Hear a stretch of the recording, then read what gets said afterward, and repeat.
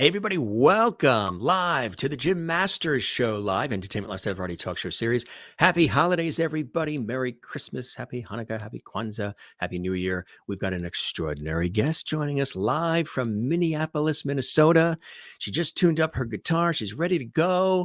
Mayyadda is here, acclaimed singer, songwriter, multi-instrumentalist, R&B artist, and sensation.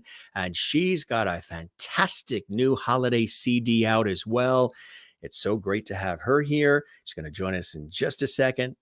And boy, it's so great to have you here. Welcome. I'm your host, Jim Masters. This is our Entertainment Lifestyle Variety Talk Show series where we're bringing back that lost art of conversation. We don't call these interviews. These are conversations with entertainment and music and poignant moments and all the rest. Hope you guys are doing well. Happy holidays. What a busy time it has been. I can't tell you how busy we were today and still are. I think the only thing I was able to have today, and I had about 5 minutes to eat it, I posted it on social media, was a warm bowl of tomato soup. That's all I've had all day. It's just the running that's going on. Mayyadda and I were just talking about how quickly this year has gone by and everything's crunched. Like everything has to happen now and then and this and da-da-da, with all the emails and the texts. And in my industry, with the television shoots and the productions and radio series and everything else, it's just been on fire. It's as if, everybody's sort of coming back into motion and everybody wants to get back together and things are open. And it's just been an extraordinarily busy year, which bowls me over to know that I've been able to do all of these episodes of the Jim Masters Show day after day after day, some almost 900 episodes we've done in just 2.5 years, with all of you watching and celebrating and sharing and supporting, which means the world to me and to us here at the Jim Masters Show. I just can't believe the juggle of preparing and executive producing and hosting this on a daily basis while still maintaining a full-time situation in television and radio, stage and film. It's been crazy. But we're going to be spending some nice holiday time with our family and friends in warm and sunny Florida. We're packing, we're ready to go. We've got all kinds of shows for you next week and the week after, and some really phenomenal guests too. So we're going to keep you busy so you can watch our episodes. You can also binge back some of the incredible episodes if you're playing catch up. If you if there's some episodes that you've missed because things are busy, well, hey, don't worry about it, because we have the opportunity for you to watch them all and see them all on our YouTube channel. You can binge watch away hundreds of episodes and enjoy them all right here. Gang, if you want to comment while the show is on, by all means, we're live right now. Our JMS Lovety Hall chat room is open and available, and it's designed for you and you and you, everybody. When you subscribe to this YouTube channel we've got here with all these episodes, guess what? You can actually comment in the JMS Lovety chat room, wherever you are around the world. Doesn't matter, as long as you subscribe to the channel. And when you subscribe, it's easy to do. It's just a red button. Some people, I think on their phones, it looks like a black button, but it says subscribe.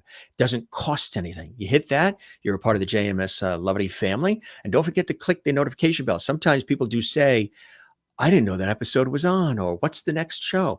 Well, when you subscribe to the YouTube channel, if you click the little notification bell icon, you get notifications from us about every episode before it airs. So that way there, you can be a part of it as it's airing, which is cool. So make sure you do that.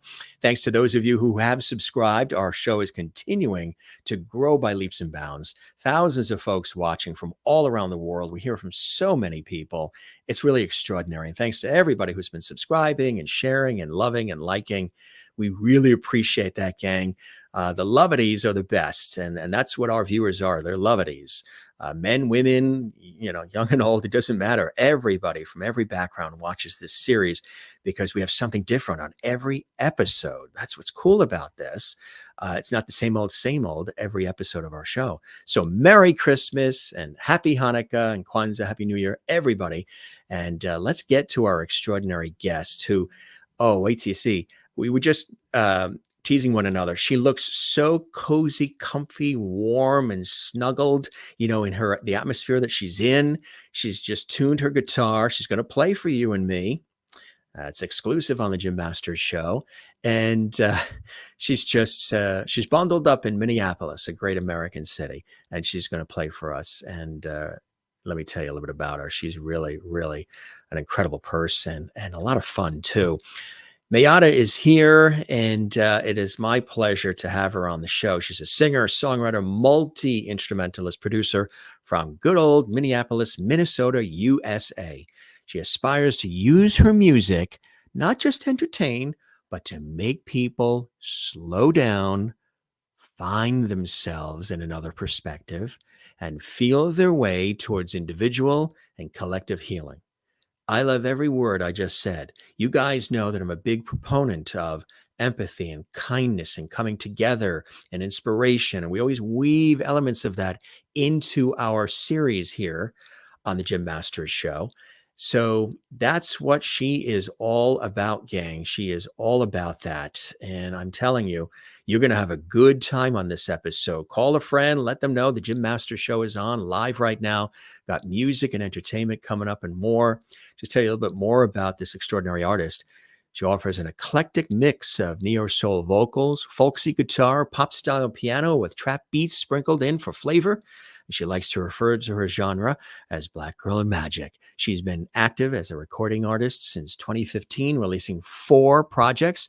And since then, Try and Remember, which was a sonic journey through the risks one takes on their way to healing. That was released last year. And then, of course, there's other works. The most recent is a holiday favorite. It's really becoming a favorite of a lot of people. There it is, gang. Holiday Joint. It's a really cool one. It's really great because what it is a 5-track holiday EP that even the Grinch could enjoy. Now, you might be laughing when I say that, right? But that was something very important to Mayyadda. She wanted to put out music that even the Grinch, the Grinch Who Stole Christmas, would enjoy. And I heard from reports that I've got from the North Pole, he's loving it. She crafted an original R&B-soaked holiday track, Holiday Joint, about resting as nature does in the wintertime. And really, these are soulful takes on Christmas classics like Jingle Bells, Winter Wonderland, Sleigh Ride, Silent Night, with her incredible, delicate guitar accompanied and unique vocal arrangements accompanying it. This artist really seeks to provide listeners with a fresh perspective on the traditional sounds of the holiday season. That is the latest album right there. Again, she is a very spirited person. She loves life. She puts on amazing shows. We were just comparing notes about how busy I am and how busy she is. She just literally got in from, Chicago and New York and performances all over. And she's looking forward to actually amping down, winding down a little bit for the holidays. I am as well, when you lead such busy lives. I love this. Isn't this an awesome shot? I mean, it's like Queen Mayyadda is what I would say with this shot. She's just full of life and so joyful. Wouldn't you say, gang? I mean, we just picked some really cool shots that stand out, that really, they just capture the essence of who this extraordinary artist and extraordinary human is that's joining us here on the show. I mean, beautiful inside and out, and somebody who really likes to leave the room better than she found it and is enjoying life to the fullest. I mean, very spirited. If you're down and out and you don't feel good, you're going to feel good after this episode, as you do with all the episodes of our show. So again, it's my pleasure to welcome our very special guest, Mayyadda, joining us here, coming to us live from Minneapolis, Minnesota. She's also, I believe she's knitting as well. Yeah. Multitasker. Yeah, and there she is. And she is, look, she's, Yep, I'm still at it. I told her I have an aunt, Dorith, who's in Massachusetts, originally from Vienna, Austria. Love her. And she always is doing that. She'll come to visit or whatever it is, and she's always doing that. And then what happens is, whatever that turns out to be, ends up getting to be Christmas gifts for everybody, which is so nice. What do you got going there? So I'm working on a sweater that I technically owe one of my friends from like almost 2 years ago. So this is like the one of the panels of it. I have to make another panel and then the 2 sleeves, and then I'll sew it all up. So, but I'm finally chugging along. Like I've started this sweater maybe 4 times. So now it's finally working, and I'm really happy about it. That's it, right? Well, the fourth time's the charm, I guess, Yeah, in this case, right? yeah, So I told everybody that, you look really snug and cozy and yeah, warm there, huh? In that yeah, holiday spirit. yeah. Well, Yeah. Also, thank you for that introduction. That was a really, really kind introduction. That was really sweet. Thank you. But thank you yeah, very I'm like, much. I'm giving the girls granny because that's kind of what my spirit looks like. It's like it's like very extreme. I'm either very granny like and it's this vibe, Hey. or it's like, let's be chaotic and wear every color at the same time. Exactly right. That's the spice of life. You could be, Exactly. I'm the same way. I'm old school and new school. I'm Yes. I'm both. I love and appreciate everything about both. And even this show, like I said in the beginning, has old school conversational qualities like the legendary talk shows, but with modern vibe, modern flair of today. And it's an awesome mix and so awesome to have you here. I mean, especially during the holiday time, just to let everybody know, you literally just almost got in the door not Yeah. that long ago, right? You had a Yes. whirlwind of performance. I've had a crazy 3 weeks. I had my first shows back in New York since 2019. Mm. Um, in like end of November, beginning of December. So that was great. Like it was really Oh exciting yeah. to just like get back into like be playing in New York again. Oh And I yeah. got to play with a band this time, so that was great. And it's all decked out for the holidays too now. Yes, it was beautiful. It was Yeah. beautiful, and got to do it like a feature as part of something that Mahogany Brown was doing at the Lincoln Center. Oh, cool. So that was sick. Came home, was here for less than 48 hours, headed to Chicago last week, did 3 shows in 4 days, which I have never done. Wow. Um, and then just got back on Wednesday, and I was like, okay, wow. Who am I? Where am I? What Yeah, city is this? literally no clue.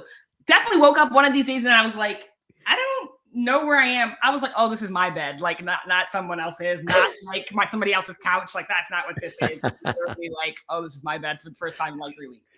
Yeah, that's funny. That's Yeah, something. But like you said, you are looking forward now to breathing and sort of plugging back in yeah, family and friend time, holidays, Christmas, all of this, yeah. which is very, very important, to do that because Yep.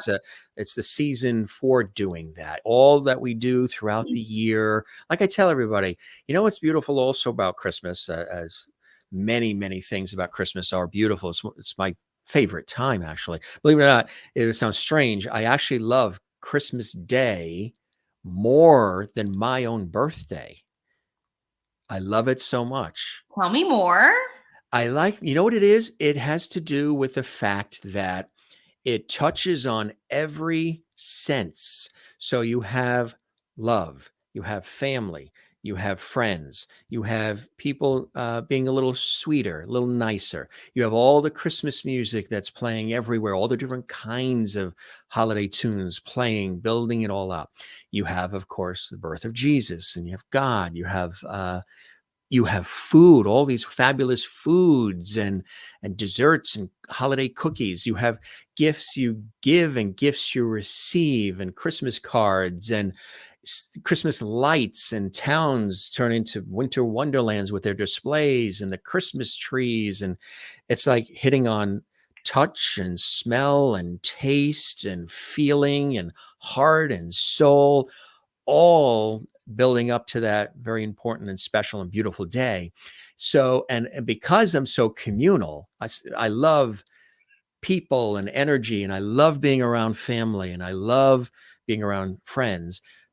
This all happens. So you're touching on every sensation that you could possibly touch, all at the same time. Mm, And I think that's what it is. It's because it's so beautiful and magical and glorious. And, you think back to your childhood and just how beautiful everything looks and how nice people are. They're all excited and everybody's Merry Christmas and all of that.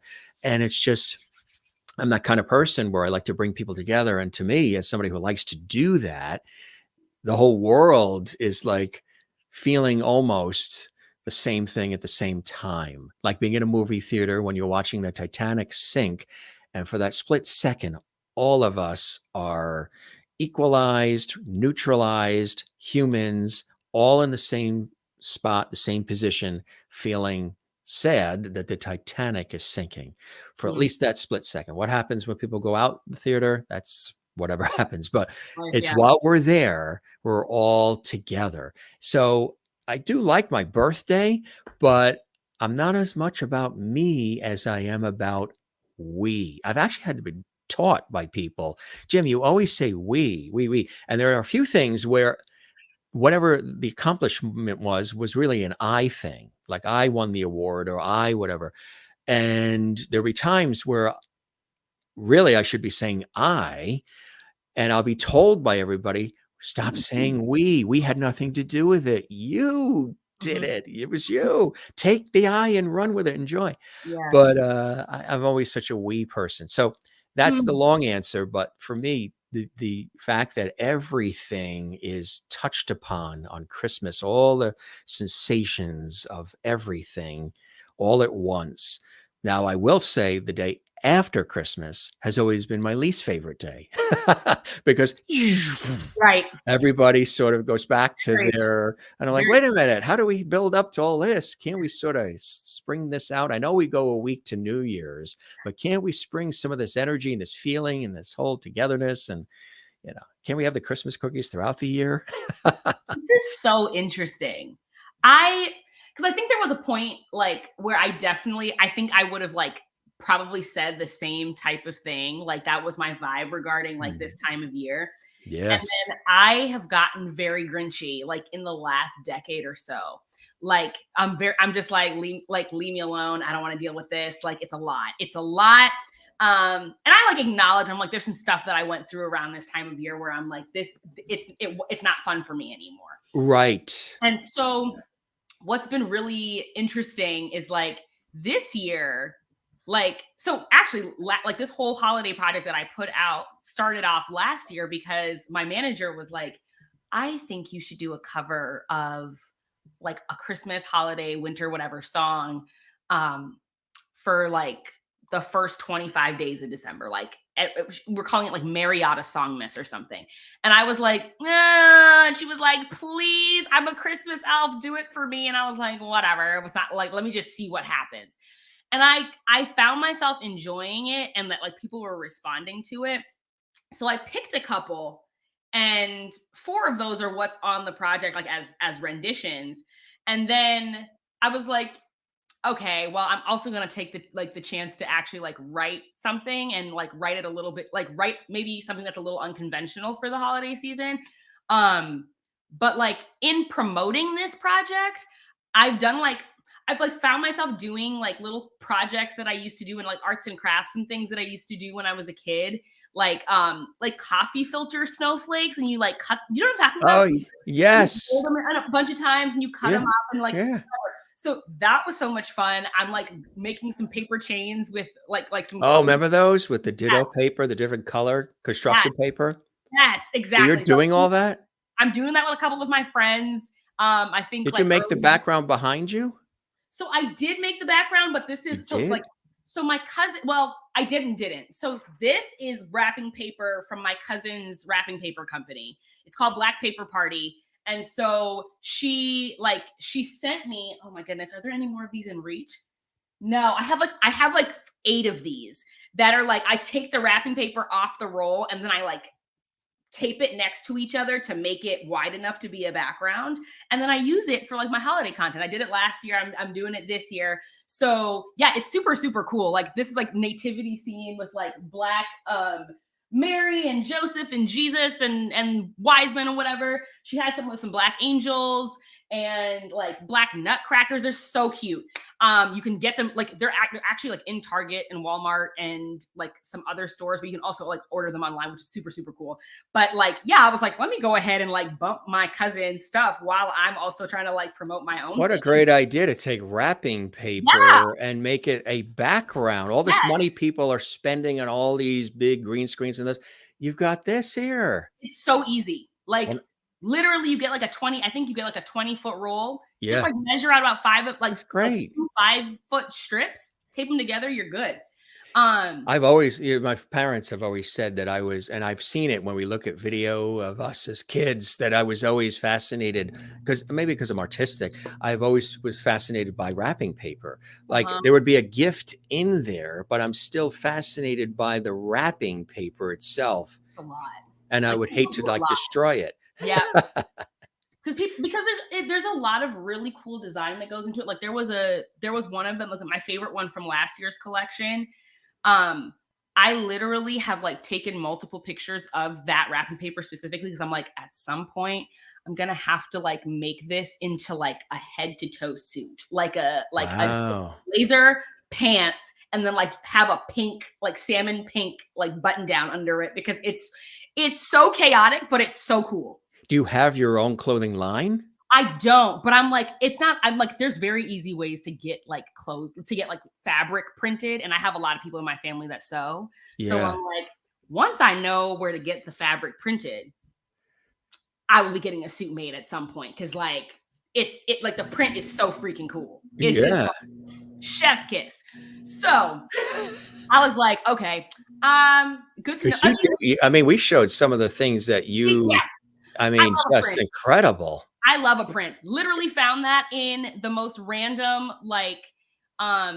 thrift store in like rural Minnesota. I was out there Did with you one of my really? friends. I did, and I was Oh, like, this is thrift stores are incredible. I found a lot of yes, gems in thrift stores, yes. And I was like, this looks like somebody's granny's couch. I want to wear it. but it looks so colorful and it looks so spirited. You look like, Exactly. you look like you're in a really sweet, happy place there. You know what I It was mean? fun. That's like an album cover in a way, the way you look. That's a great, great image. Thank you. Yeah. It's We tried like to throw leaves up and it wasn't working super well. So we're like, we're just gonna go for like joy. Yeah. If anybody's tuning in and saying, "Is she actually knitting something?" She is actually knitting a sweater. There it is. It's a, now. It's what is that? Is that an arm or is that the No, so chest this is area? well, this is like this is a really simple pattern. It's like this is the oh my goodness, not at the end of the row, so it's not gonna be able to it's not gonna be very clear. But so this is like gonna be the front panel. Wait a minute, where's the other side of it? Like front panel. I'm gonna make another panel exactly like this, and that's gonna be the back panel. And then I need to make two smaller rectangles that are well, not rectangles exactly because it's gonna grow a little bit. That are the sleeves. They're gonna be exactly the same, and then I have to seam the whole thing up. I'm gonna do exposed seams, which is very exciting. So Wow. That- That's cool. That's great. I mean, to be so creative in so many different ways. yeah. You like to keep busy and keep creating, right? Yeah. I like to make things, and I think like I learned how to do this in 5th grade, and I've been doing it in class, in Yeah. church, in like studio sessions, like at work meetings. I think it's how I keep my hands busy, and it helps me Right. focus a lot. So Exactly. it's like a fidget, and then I have Right. something cool to wear at the end, so it's cool. Well, that could also be for some, who are looking to have this happen, a great weight loss thing because instead of having the chips, like you say, you like to fidget. So if Yeah. there was a bowl of chips there, perhaps, or Uh-huh. something else, candy, chocolate, That's popcorn, true. any of us might be like fidgeting, but you're doing that, which Yeah. is cool. Yeah, I mean, yeah, it definitely does help me. It's like I think like probably like doodling for other people. I'm like Right. I'm not Yeah. good at drawing, but like this I can do very well. So It's so cool. It's so cool. So, we got some other this here, I gotta show this. I mean, that's, thank like, fantastic. Look at you, that, huh? It's thank like you. Queen Mayyadda in that shot. Yeah, I Really? yeah I found this designer, a black trans designer who like she makes these beautiful like I'm obsessed with her. I was just wearing something else of hers that's also lime green like last weekend while performing. Really? Yeah. She has these really like she uses fabric that's very like usually very very vibrant. She'll patch things together in kind of like an upcycling way a lot of the time, but I Yeah. really love like big silhouettes. And so like this dress is massive, but like it gives so much drama, and it's my favorite color. And I was like, I got to do it. I have to. It's your favorite. So you like lime green? Is that the favorite? I do Yeah, love I'm a lime green. green person too. I love green. It's a Yeah. color of life. All the different shades of green I really like. Yes. Yeah. Yeah. Yes. It's just a real um it's something about it. It's a neutral color. It's like you say, life, Yeah. positivity. Here's another. This is a great one too. Thank you. Look at Yeah. that. I don't know. And the I think my uncle sent me that dress from Liberia. My family's from Liberia. yeah. So he sent me that dress. And then I was playing in Hudson, Wisconsin. There's this really cool venue, but it's not just a venue. It's like a community space called the Real Magic House and Victorian House. Like they just like all the rooms are all kinds of different things. People have had birthday parties, weddings, whatever. I did a show there. And so this was like after the show. They were like, "Do you want to see the rest of the house?" And I was like, yeah, like insane. And this is like the attic of the house. I tell you, that's unbelievable. That's the attic. Yes. Could you I was imagine like, what? envision what the rest of the house looks. Right. That's so Right. cool. That is so cool. That is really something. This is a great look too. Thank you. That was from the cover shoot of for Holiday Joint. Like I was actually shocked at how much I liked this picture because my photographer was trying to convince me like, yeah, let's try to get some shadow. I was like, hello, I'm dark. We cannot use shadow. Like, what are you talking about? But this came out so great. I tell you, there's a look of I've arrived. I'm happy. I'm in a happy place. I feel confident. Yeah. I've lived life and I've gone through, and here I am. Yeah. Here I am. That's what I feel, not just see, because I like to feel things. Hmm. That's what I feel when I see that, which is a really great place to be. You know, It is. it's a really great place to be in It life, is. and sometimes it takes all these different things we go Oh through and experience, like we have the last 3 years, all of us collectively, yeah. to come out of it, out of the ashes, more loving, more empathetic, kinder, all the different things that I always tell everybody about that we should. This one here, this is like, this is the I've won the lottery shot. So It's fantastic. this is actually the same designer. Just so it's clear, you're not hanging from strings like a marionette or anything. This is So you in that's the air. because okay, I've been doing bell kicks in Victory since I was like in the 4th grade. We should So have used this in the promo shot. I just thought of it. We could have used it. Mayyadda, this is Mayyadda, her excitement that she's coming on the Jim Masters Show yeah. series. That when she heard she was coming on our show, this was the shot that they grabbed when she heard that. Let's run with that story. Go for it. Go for it. The thing that was crazy is like I was like, I don't think I've like this dress is by the same person who made the green one. Oh wow. And Cool. I was like, I don't think I have any really cool pictures of this. And I think I was right about to hit like 100K followers on Instagram, I think. And I was like, okay, I need to have like some kind of Definitely tag our show on that one. sure. Tell them Yes, you're on will here. do. Will do. And I was like, you know what? I need to document this dress and I need to have something to post for when that happens.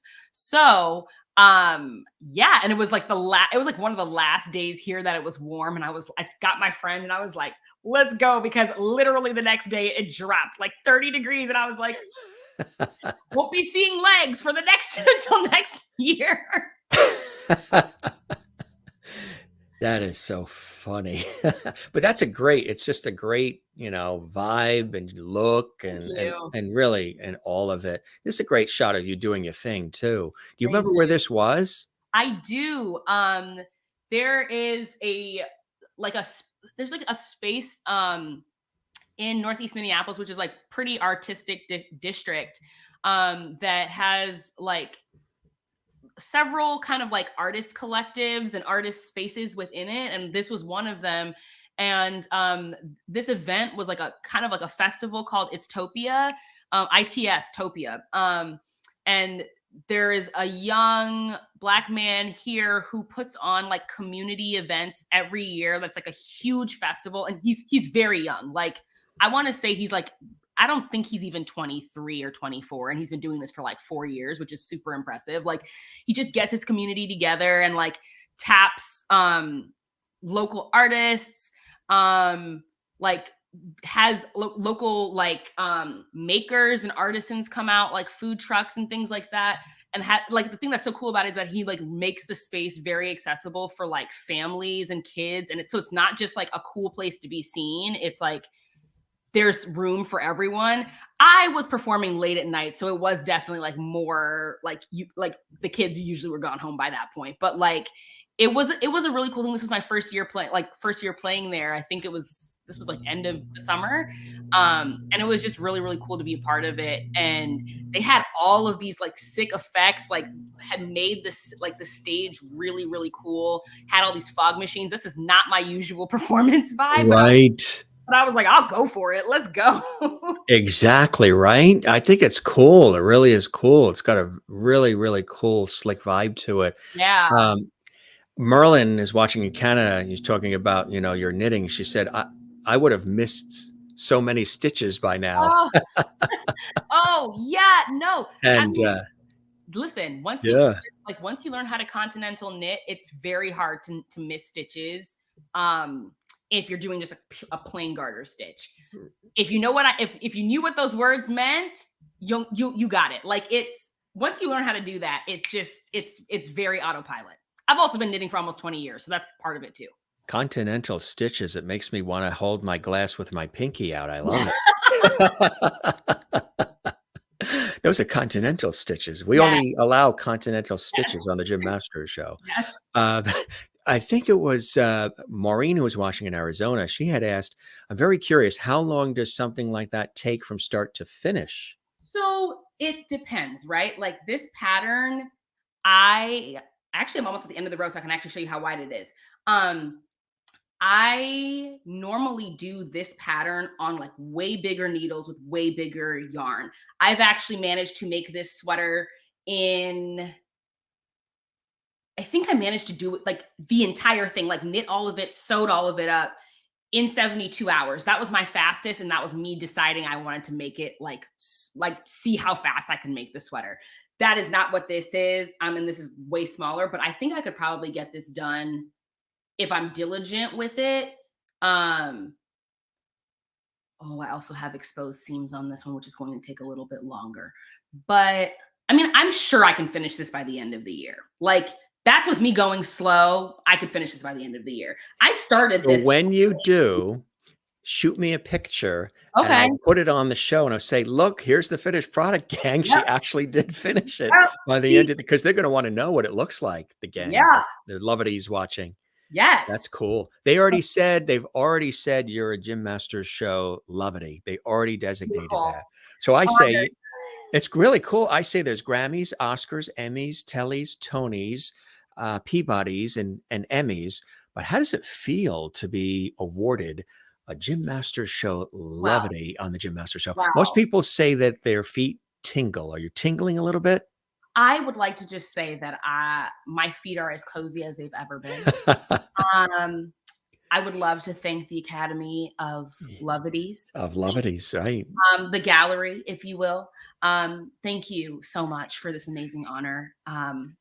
Never expected this, but it's the honor of my life. Thank you. You are very, very welcome. They also love your background. They love the wrapping paper background. Yay! Yes. And Maureen absolutely loves the shoe wardrobe. So the ones where the ones where we're showing off like this. Yeah. So the shoes. Yes. Yeah. Look, okay. I came across, I think, so I don't have the first pair of these shoes, but like I came across these shoes because they're Converses. Like they're actually like not regular Converses, but like they're all from Converse. Yeah. And I had my brother get me a pair for my birthday last year. And it was like as a fashion challenge. I was like, I don't actually know how I'm going to style these, but I want to try. And I got so obsessed with them. I think I am now on pair number 7 or 8, in like different colors. And I've made them like my performance shoes for the last. They love this too. Yep. For the Yeah. last year and a half or so, like if I'm performing, I'm wearing those shoes. Like if I'm out somewhere performing, I'm wearing a pair of those shoes, and it's just been so much fun. It feels like kind of a ritual now at this point where I'm like, oh, like I'm in ready position because I'm putting some of these shoes on. It's like they're so fun. Absolutely. Here's a cool shot of you doing your thing too. Where was this? This was at, oh my gosh. Okay. Honestly, super cool venue this is someone's backyard in St. Is it Paul. wow, really? Literally, like they have it they have it so established that um you can put the name of what they call their backyard in Google Maps and it shows up as a venue. Um, Wow. but they've got their neighborhood really involved in this concert series. It's called Grand Oak Opry because there's a huge oak tree in the backyard. Like I'm looking like directly at it. And um they have this like summer concert series in their neighborhood. All their neighbors come out. It's like by donation, but people are really supportive and they're really into it. They got like local businesses to sponsor it as well. Like it's a super, Cool. super cool vibe. I've been Wow. playing in Minneapolis and St. Paul for like 6 or 7 years. Like me and my band were like, yo, this is like one of the best green rooms we've ever been in. And it's in somebody's backyard. Like that's crazy. Somebody's backyard. And look at the footwear, folks. I know you guys Yep. are loving her footwear. Yep. Looks like what you're wearing is so comfortable, like you can They move are. and it breathes, Yeah. which Yeah. is They're very great. supportive. Yeah. Right. Yeah. Especially if you're going to be performing and, Yep. you're working up all the energy. Yeah. Yep. So, what, well, first, we'll sort of work in reverse. The knitting, Mhm. did you learn from your mom or grandma or an aunt or you teach Oh, yourself? How did you? no. So, um, I learned from a teacher, like from an English teacher when I was in 5th grade. Oh, She wasn't wow. my English, so we had English and history together, but she wasn't my English and history teacher. But she started the knitting club at my like when I was in middle school, and for whatever reason, like I think I had been watching like a lot of Tom and Jerry, and like Oh, yeah. cartoons, they like they're going like this, and then all of a sudden there's a sweater. Constantly. Yeah. And I was like, okay, so I can definitely do that. And that's not what it is at all. Took me a while to figure that out, and now I just dropped the stitch. It took me a while to figure that out. And like, so my mom does know how to knit, so she was trying to help me out, but she's not like she's a way better crocheter than Oh, knitter. my mother's always done all that. Yeah, Yeah. my mom crochets and sews. Blankets, sweaters, Yeah. Christmas stockings, everything. Yeah, my grandmother was a seamstress, like she was a seamstress. She's still alive, but she was a seamstress, like for a living for her entire life. So like like the craftiness is a thing that's kind of just very common in my family. Right. Um, but yeah, I started in the knitting club. I convinced all my friends to join it with me, but then they all got bored and I was like, no, I'm definitely doing this. So I kind of became known as the girl who would like always have yarn on her, always have some type of like needles project in process, like literally always. I mean, college classes, meetings, like once I graduated, like I just always. Do it. You do it. What's Christmas like at your house with your family? It's very chill. It's actually very, very chill now. When I was a kid, it was a lot more chaotic. All the Uh, relatives and the whole yeah, bit. it was very much like a bunch of relatives because I do have quite a few relatives that live um in Minnesota, like randomly in the Twin Cities. Like there's like a massive Liberian population. Fun fact.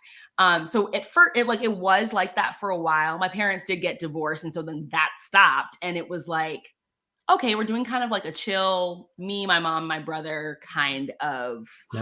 holiday. Yeah. Um, and I was like the Christmas elf then. Like I was like, nope, the decorations need to be in this place. We need to do A, B, C, D, E. Like it was my job. And then I think at a certain point I got tired of it. So now it's like, okay, well, like this is as low key as it possibly can be. No, we want no stress.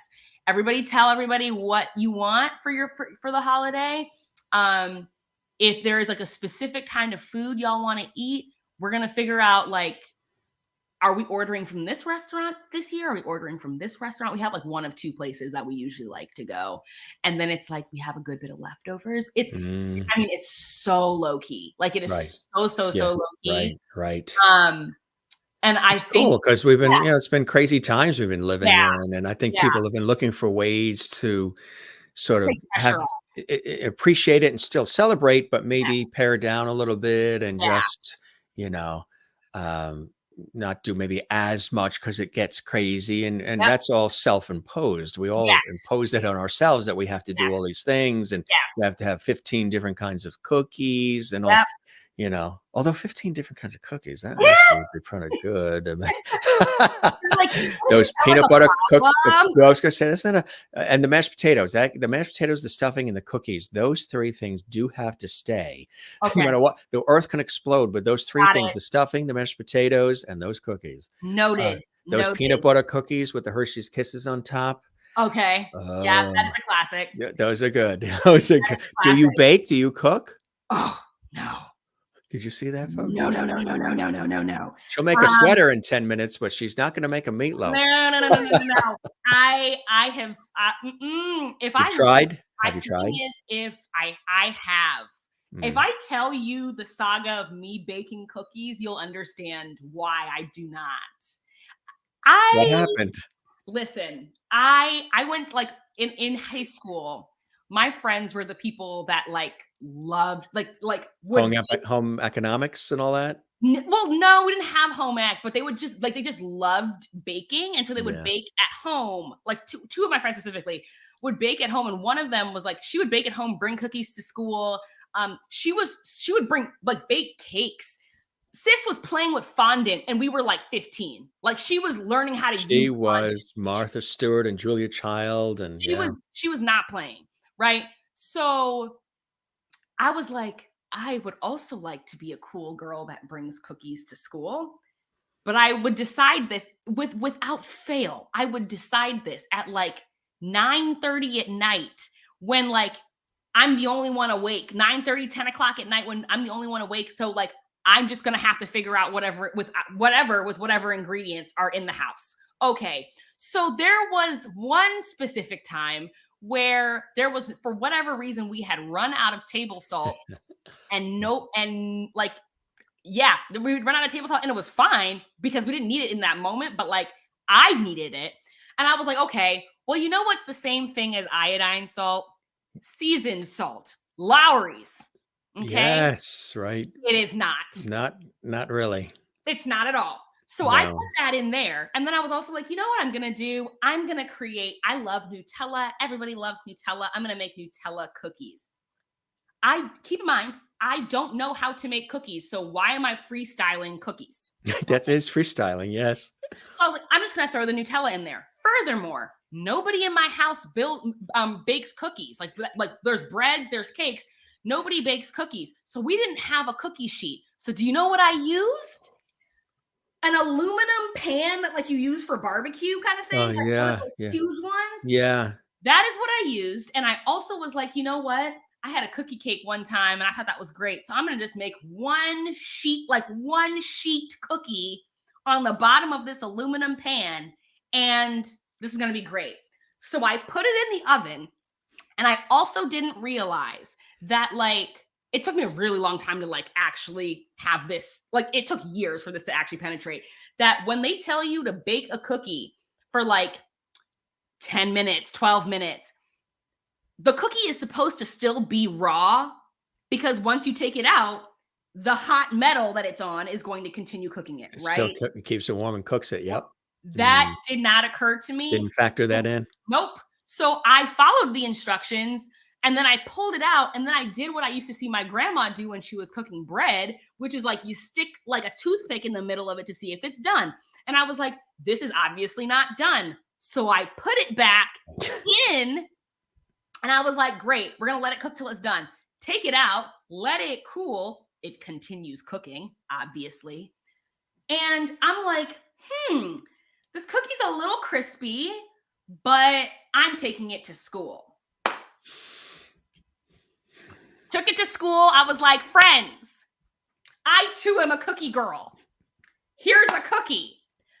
the actual baker extraordinaire of our friend group, she was like, so why can I pick this entire cookie up and it was like a sheet, like it was like a sheet like a sheet Like a cinder block. basically, but I mean it was thin, but it was like Yeah, I picked up a piece of cardboard, like it was like all one big cookie. it was one huge cookie that was stiff and crispy.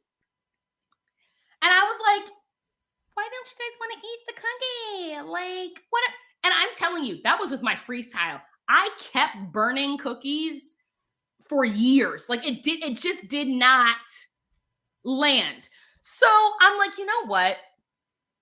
I'm good at other things. Yes. And I think it's important to know your lane. There are other people who are good at cookies, and I can buy cookies from them.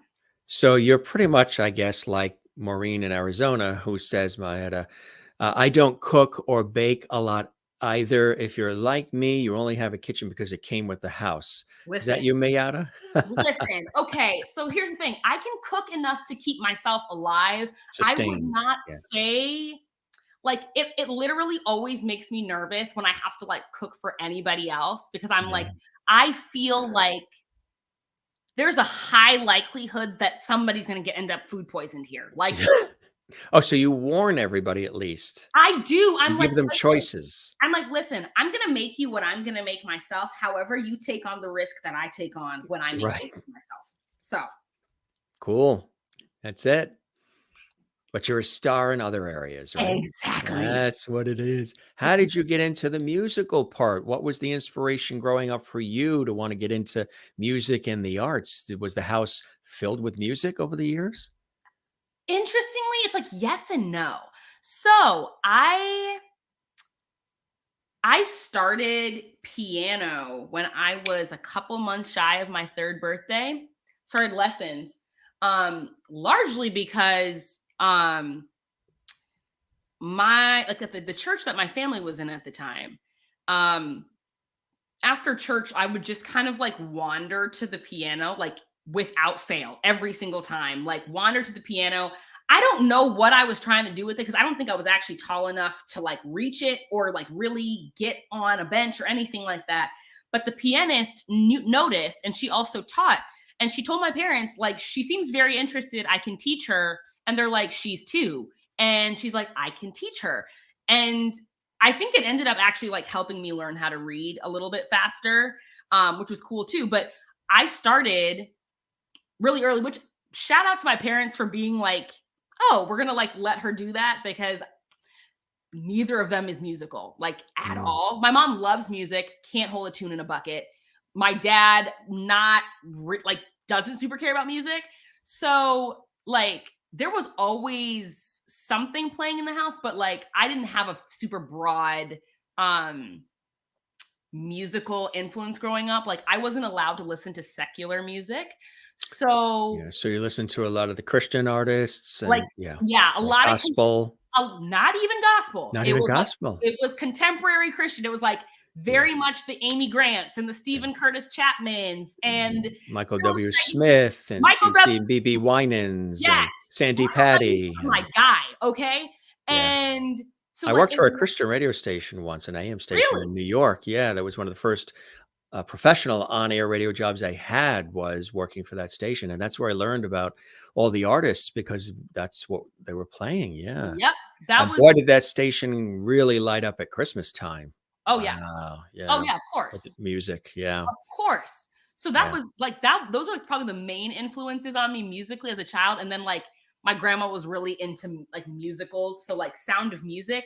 Child, I wore out like 2 different VHSs of Sound of Music. I was the reason why we went through like 2 of them. Julie Andrews. Yes. The Rodgers and Hammerstein Cinderella with Whitney Houston and Brandy. Like wore out a couple of those too. Like Disney music. Like it was a very specific set of music that I was like allowed to listen to. But I did like, I'm like, I go to school or I go to my cousin's house and somebody. Did you sneak some of the other in? Or go to somebody's house and they're playing the other and you're like, oh, what's that? I like that. No, so that's what happened. Then I was like, oh my God, I'm gonna get in trouble. Like, I am going to get in trouble for listening to this, but also I didn't know music could sound like this. This is exactly what happened. I went to my cousin's for our like spring break, I think in first grade, and NSYNC's No Strings Attached had just come out on, and like they had it on tape. She had it on tape. Like she was playing it, and I was like, she played Bye Bye Bye. By the time I was there for a week, by the time we left her house, I had ruined her tape because I just kept playing Bye Bye Bye over and over again. And I was like, I cannot believe music can sound like this. This is amazing. So like occasionally I would hear things like, because obviously you can't be like completely. Did you hear Motown? No. Because Motown is so good.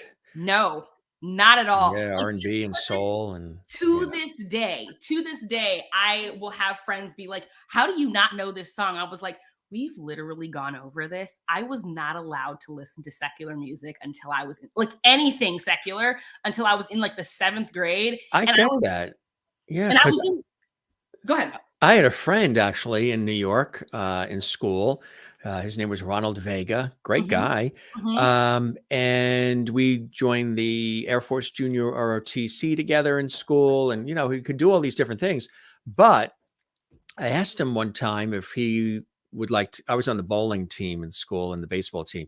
So I said, would you like to come, you know, to the bowling alley and go bowling with us? He said, I can't go bowling. I'm not allowed to go bowling. So he wasn't able to go bowling. He was Pentecostal, wasn't able to go bowling. And they didn't put the Christmas tree up. And what else? He couldn't go to like anybody's parties, like anybody's gatherings where there was the music and everything else. Couldn't do any of that. You could see how he wanted to go bowling. He wanted to do some of these things because he was like a child and 15, 16, 14 years old. And it's like, I don't understand. But yeah, I remember him having to turn down even an invitation to come to a birthday party. Couldn't go. Yeah, he couldn't come. Thankfully it was thankfully not that strict. Yeah, it was like strict, but like I'm fully aware it could have been way worse. And that would have been miserable, but like, thankfully it wasn't like, oh, I can't go to anybody's house. Like, so the thing that was crazy is that like, I turned it to the police, like on myself, because I was like, no, you guys, I can't be in the room with this. Like, okay, you have to let me know when the song is done because I can't be. That's funny. So busy being a goody two shoes. I was like, I can't hear this, but also I'm like, why does this sound so cool? Why does this sound so good? Hey, you know, we got a fan here in Texas. She's looking out for you. Ms. Pat in Texas. There she is. Crisp cookies are perfect for dunking in milk. Yum. So that big sheet, if there was that you brought into school, if there had been milk, could have sliced it up into squares and they could have dunked it into the milk. I don't know if that would have solved. She's trying to help you out. Thanks, Miss Pat in Texas. I appreciate you for that because I don't think that would have solved the seasoned salt. There's not enough milk at the farm to cover this. It was a disaster. That is funny. So Merlin wanted to ask, how many instruments do you actually play? I play guitar and piano. 2. Guitar and piano. Yes. Well, so the piano was first for you, right? Yes. Piano's first for me. I taught myself guitar when I was 14. I'm kind of working on bass right now. Nice. But not in a well, that's because it's all about that bass. Did you hear that one? You've heard that one. I have heard that one, yes. And I'm like, I can relate to that on a spiritual level because I've said for years, I was like, if reincarnation is a thing, the only thing I care about coming back as is a bass. I don't care about any other situation. I just want to be a bass. Want to be a bass. Like I want to have a bass voice. Like I think the basses are like the coolest. Like whatever. Yeah. It's very heart-centric. It's very, one of my favorite string instruments, we talked about it on the show multiple times, is the cello, because it has that warm, melancholy, heartfelt, deep sound. And I interviewed in my professional work a cellist from Juilliard, and I said, this may sound strange, but for me, whenever I hear a cello, whether it's solo or together with an orchestra or a band, even in Christmas music, whatever it is, whenever I hear a cello, it stops traffic for me. It goes right here to my heart and soul. It just really grabs me and says, this is what life's all about. Just its warmth, its depth, the melancholy way that it has. And I said, if for me, if the human heart made a sound that sort of mimicked the sound of an instrument, to me, it would be the warm, deep sound of the cello. And he said, I know what you're talking about. He said, because as the cellist that he is from Juilliard, it is one of the instruments closest in sound to the human voice. Yeah, that's And what I was that's just why about to you're tell you. humanizing it. You're Yep. giving it character, and it's like this prominence, and just Yep. it really gets to the core whenever I hear cello, that Yep. sound. Yep. Yeah. I think it's cello and the trombone are the two that are closest in tone and like Yeah. timbre to the human Yes. voice. Yeah. Exactly. So you started with piano, you've added in guitar, Yes. and for folks tuning in, she is going to play. She got the guitar there all tuned up. She's going to play live Yeah. for us as well. So how did things start rolling where you started not only becoming educated and trained in it, where you started actually recording and becoming, this artist that you are? So it's been kind of roundabout actually. I went to college fully intending to become a lawyer. Lols. But what I think is really funny is like I was on my homecoming court in in my senior year of high school, and like part of the ceremony you're supposed to like give like answers to a questionnaire and they announce them or whatever, and it was like where do you see yourself in 10 years? And I was like, as a singing lawyer. Now what is a singing lawyer? But like I couldn't let go of the singing piece, but I was like, the practical thing to do is be a lawyer. So I go to school and like literally fail like a philosophy, like logic class my first semester there. And I was like, ooh, I don't know what this is. I don't know if this law thing is going to work. Okay, let me see some things, whatever. I'm just going to kind of go for it and see what happens. And start like I was never doing music formally. Like my degree, I double majored in Arabic language and religious studies. Like nothing to do with music, but all my extracurriculars were music related. I was in an a cappella group, I was in the gospel choir, I was performing solo, whatever. And so with my a cappella group, like I don't know how much you know about collegiate a cappella, but it's very common to record. So that was like my first experience, like going into a studio,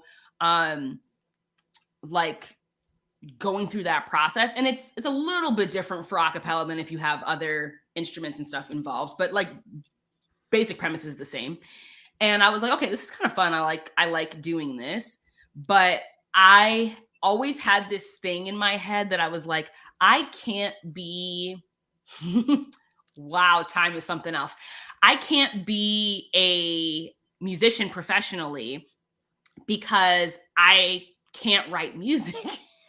I can't write music, and I don't want to be somebody's puppet. Like, which is rude because I'm not saying like somebody who sings other people's words is a puppet, but like that's what it would feel like to me. And I was like, so yeah, I can't write music, so there's not a thing. And I had friends always just being like, you literally sing constantly. Like what, like, why are you not trying to pursue this? Whatever. I was like, it's not practical and I can't write and da, da, da. And I think it was like the end of finals week, my senior fall semester. So like second to last semester of school, I had a really, really petty moment. Have you seen Pitch Perfect? Yes. Okay. So like it is dramatized, but it's not dramatized that much. Like the dynamics between the groups, like how much like rivalry and all of that, like that's real. That is real. Yeah. So I had a petty moment of like, there are people in rival a cappella groups, because I was in a co-ed group, but like all of the shine went to like the premier all male group, right? Meanwhile, my group was literally out here, like literally winning competitions and things like that. So it's like objectively we were better, but like we did not get the shine that we deserved. Right. And so I was like, now see, I know I'm not the only one in the acapella community thinking about like going pro or whatever, like going to sing or whatever. And I was like, now if I get to 50 and one of these people that I know I can sing circles around has like made it somehow in the music business and they're out here singing and charting and doing all this stuff, I will hate myself. Like, I can't. I have to give myself a chance. So I just decided, like, out of pettiness and spite, I was like, you know what? I'm going to give myself till I'm 25. I'm just going to give myself a couple years. I'm going to try to do this music thing and see what happens. All of a sudden, I'm writing, which was crazy. And then I got nodes, which was also crazy. Very much, that is not like pitch perfect. It's actually terrible to get vocal nodes. But I had like one Did of they my have to do surgery or anything? mine were not that bad. But what I did have to do was go on vocal rest. So I had to quit the gospel choir, had to quit my a cappella group my last semester of school and didn't know going into No. shows in the last semester. Were you getting like a sore throat, or what were the symptoms for you? The main symptom was that I couldn't hit, like, there was a certain point in my range that I couldn't hit higher than anymore. And like my actual range was close to like, I want to say like an octave above that point, but like notes that I had been hitting easy for years. I literally couldn't hit them anymore. And it was just like the sound would just cut off. It's a little scary, right? Yeah. It was terrifying. It was terrifying. And I had a couple people in my group who had nodes before. So they were like, you need to go get checked out because you sound like you have nodes. And I was raspy voice a little bit. Were you raspy? Oh, like it's like raspy-ish, but like it just sounds like it would be like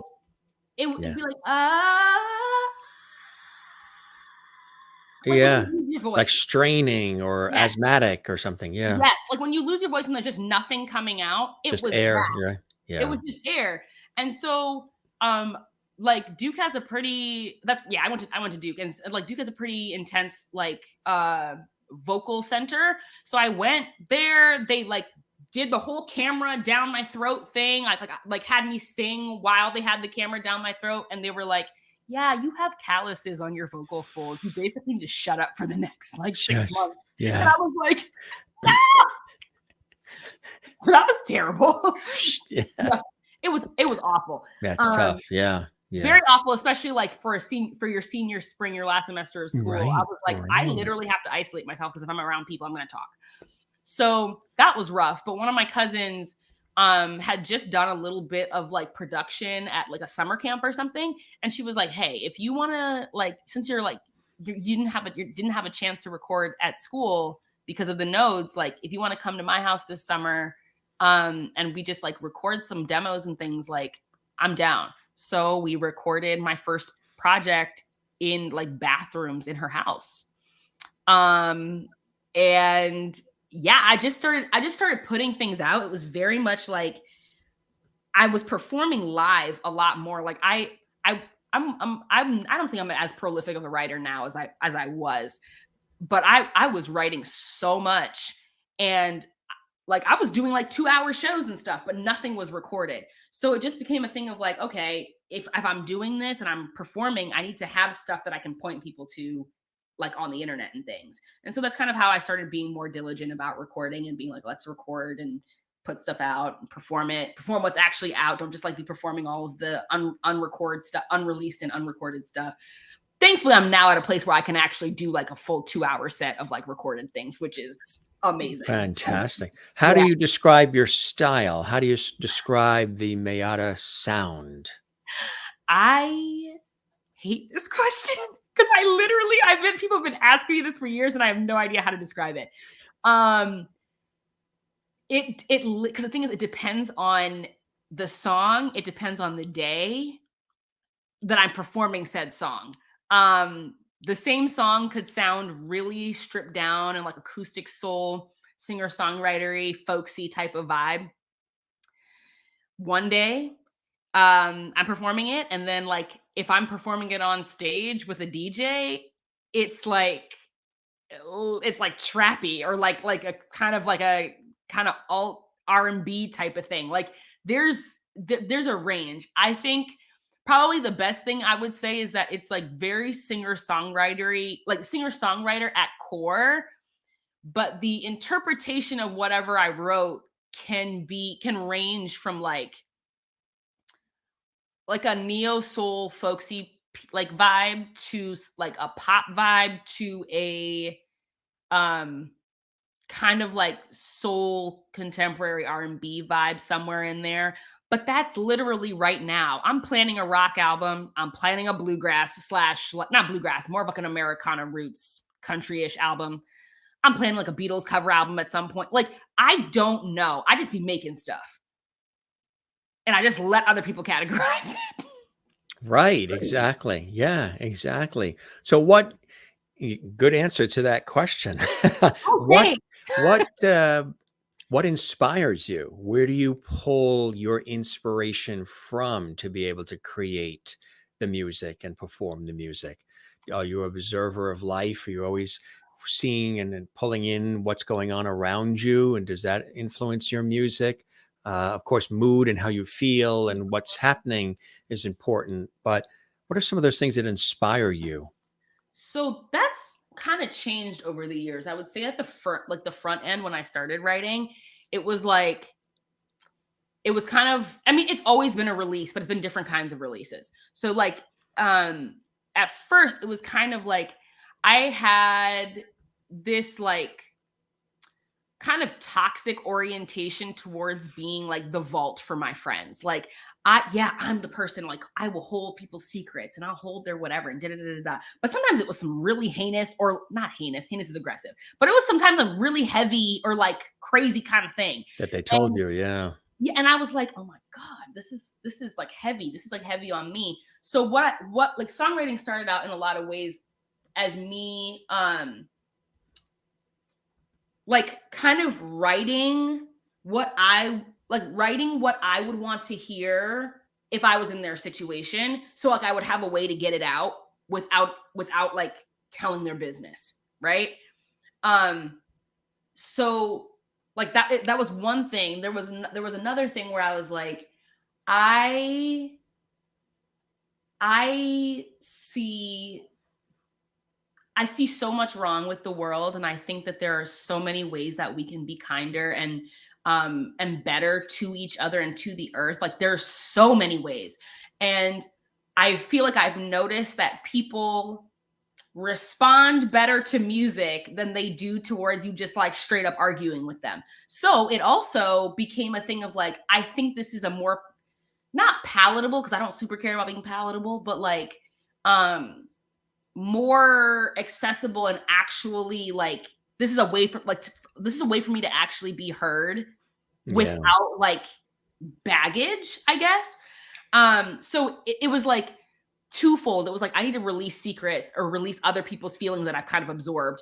And I also am like honestly it was like kind of preachy. I was just like I'm like this is a message that I think that like I would need to hear or that somebody else would need to hear, so I'm going to say that. Over time, and I think it's like a maturity thing, and like where I am now, my music is more like instead of me running away from like kind of getting enmeshed in other people's stuff as a distraction from my own stuff, it's like okay, I'm actually meeting my stuff head on. And like this is part of my processing of it, right? Beforehand, it used to also be that like I would write about hard situations on the back end of it when I was like, oh, I'm through it. I know the lesson now. Da da da da da. Let me write about the lesson. Now it's like I don't need to write about the lesson will come in whatever, but like I can write about right where I am. Like I don't have to package this up in a cute bow or anything for it to be legitimate. Um, if I'm wailing right now, if I'm literally I'm like in need of help right now, the song is gonna be like, somebody help me. Right? If it's like, oh, I'm tired of self-sabotaging, the song is gonna be, I'm tired of this. Like it's not getting wrapped up or being really cute at this point. So I hope that did that answer the question? You did, yes, in a Perfect. very deep, in-depth way. Okay. Yeah, that really, yeah. So it's you're living and breathing and changing and morphing on a day-to-day basis, Yeah. and you're not boxed into one genre, one thing. Yeah. Life is to be lived, and things are being absorbed and then shared as a result. Yep. Yeah, that's cool. That's Thank you. fantastic. That's nice. Yeah. Yeah. So you love doing this, right? Do you love being in the studio, or do you like to be out on stage amongst the people more? Oh. Ooh. Did you write the answer up on your ceiling? No, but I'm really trying to think. I was like, I don't think anybody's ever asked me that. I'm like, wild. Okay. I don't know if you'll Mm, get the answer from God, because he's in the North Pole helping out I'm Santa. He's wrapping trying not he's to wrapping lose the what packages with Santa Claus. He's that's busy right now with Santa. I'm dead. Okay, so I think I would have to say, like, people do not a lot of people do not realize that I'm as introverted as I actually am, because I'm like an extroverted introvert, but I'm also like, oh my God, the peopling it's too much right now. That's Um a real thing, extrovert, introvert. it So is. when you're out there and you gotta do your thing and you're amongst people, you Uh-huh. enjoy it, you give it your all, you're spot on, the whole thing is going, Yeah. and then you need some recovery from that. The Absolutely. next day, you would like to not have any emails or texts, not have the phone ring, nobody knock on the Oh, door. yeah. You can stay in your casual clothes if you wanna have a hot chocolate, and Oh, don't yeah. even have to bother doing your hair, you're just home Oh, yeah. relaxing. All of Yeah, that. Literally, yeah, and exactly. that recharges you, so then you can get back out there and give the Right, 110% that right, the world demands, but that you right. also demand of yourself. Correct. And I think Spot on. yes, period. I really do love performing, and I think it's a lot, like, it's something that I have to be a lot more cognizant of managing the energy. Yeah, Um, right. when I'm like I I have come to love recording, particularly since like the pandemic started, because Yeah, I I was working on something when the pandemic started, like in a studio, and after like some months went by and I was like, I gotta work. Like I can't be not making, I feel like the pressure of it building. Like I need to yeah, like, yeah, I gotta work on create, yeah. yeah. And so my producer gave me like a very bare bones like this is what you need to get for a bare bones studio setup. And I did set that up. When I tell you, I have just been able to like unlock like a completely different level of like I feel like I just like tapped into my own genius like on a different level. Like because I kind of like there's a lot less pressure. I record vocals in a pretty small room. I turn all the lights off. I Yeah, have like a special set of candles that I light only when I'm doing final vocals. And it's just this very like it feels like a womb space. yeah, Like yeah, there it's just like there's something gestating there, right? yeah. And I just get into this flow. I'll just be trying stuff like but then when it locks in and I'm just like, I am the baddest. I am the baddest. Literally, please stop playing with me. Like your victory. And like because I think it's just because I'm just completely reveling in my own energy. Yeah, yeah. And 'Cause you've like, worked hard, you've put the yeah, time in. I That's put you yes, yeah, you didn't fluff it off. You worked really hard and yes. gave over and beyond maybe even what some others do. Yes, maybe. But I think it's I think I just like I've gotten to a point now where it's like I've put so much time into this. that there is like, there's just stuff that's starting to come out of me that's just like delightful for me. Like, it's a weird thing that like, are you a vocalist at all? Like, do you sing at all? Yeah, yeah, Okay, and of course, I use my voice in television and radio on air for right. hours, yeah, and hours too. In a choral setting, like, have you sang with other like group settings? Yes, that's some of my favorite. Yeah, Okay, so you're gonna like understand. harmonizing. Yes! Yes! You're gonna understand. Literally. She Okay. just won the lottery again. No, that is literally how it feels to me. Like, I will record lead vocals for things, and I'm like, that's like, I'll I have my like standard for what I want it to sound like, whatever. And I'm like, okay, cool. We've got the Mm. lead vocal. But when I get into like vocal arranging and I get into my ad libs and like my harmonies and like putting like auxiliary parts and things, that is my favorite thing. Like, it is my absolute You're favorite. in the zone, you're in your sweet spot. Yes, it's just it's pure joy. And so I'm like, performances can there are moments in performances for me that can feel like that, for sure. It's a very different animal. But like, without fail, if I'm like, okay, we doing background vocals today, I am just gonna have a good time, like, no matter what. Even if it doesn't end up staying the way that I started it, I'm gonna have a good time. So I think I have to say That's what it's studio. all about. Yeah, Yeah. studio. Yeah, studio. Yeah, that's cool.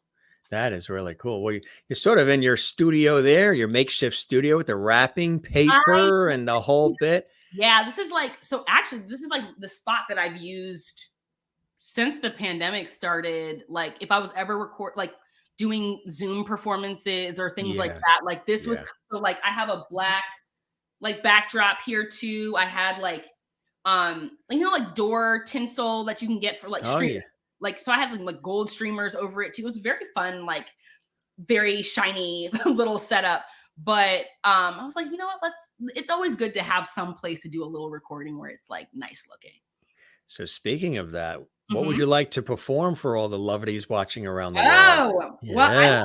I will play y'all the original song off of the Holiday EP. It's also called Holiday Joint. And congratulations on that. Before you do, tell us about the EP. That's really you know, that's really something fantastic. What a great shot too, the Thank you. cover and Thank yeah. you. Yeah, there's like so many cool things that I loved about the process of even making the cover of this. Like, got to play, or got like the photographer, his name is Bryce Johnson. We went to school together for like years. We rode the same bus, I think, for over like 7 or 8 years. We recorded it we did all the shooting in our high school like dance studio. It was really cute. So like, I was just like, oh, we love all the Minnesota things about this. But I just decided to make this EP because I was like, kind of like low-key, it was like as a joke, like to myself. Like, I was like, okay, I'm really Grinchy. What feels like it flies in the face of being Grinchy? Make a holiday project. So That the like, Grinch would like. yes, I'm like even my Grinchy self would like. And I'm like, I think the other thing is that like, I just wanted to play with some classics and see what happens if I do them my way. But with Holiday Joint specifically, like the original that I'm gonna play, I was like, I think that this time of year can be really stressful and really hard for a lot of people for a lot of different reasons. But I do think that one of the reasons is because, like, at least in my neck of the woods, I can't speak universally for like every single person on earth, because climate is different in different places. But in my neck of the woods, like, it nature is going to sleep, right? Like, the trees drop their leaves, the animals are going away, The like, dark gray skies are coming. It's nice through Christmas, but then January, February, yes, March. yeah, it's an entire season of this, right? And then you have also like the straight up darkness, right? Like, the solstice is what, like 4 or 5 days away right now, like the straight up darkness of it all, right? So it can feel really heavy, like it can feel very heavy. But at the same time, I'm like, I think we are also part of nature. I think as humans we forget that we are also part of nature.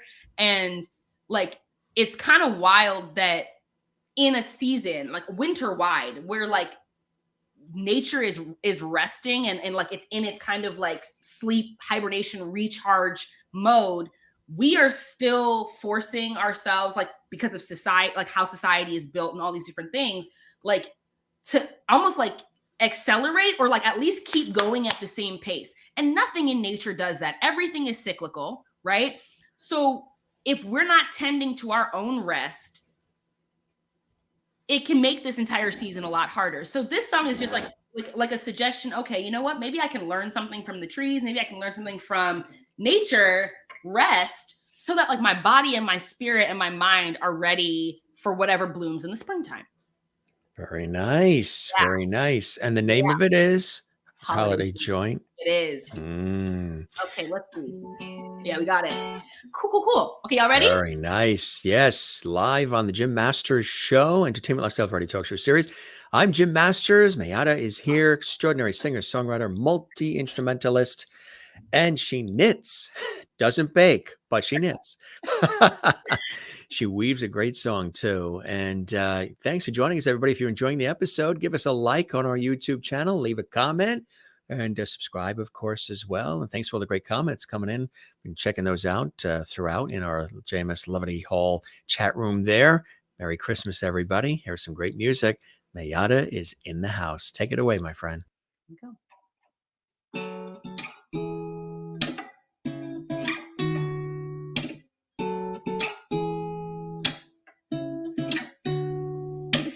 I've been waiting all year long for just this type of cheer. Deck the halls and fa la la, now it's finally here. The winter cold is holding me close, and I feel the snow kissing my nose, and all the lights twinkle silver and gold on the nights where the winter winds blow. Maybe, just maybe, the magic can take me to a whole other place where the quiet won't break me, and I'll take the gift that the season can give me, a moment to embrace some stillness and breathe.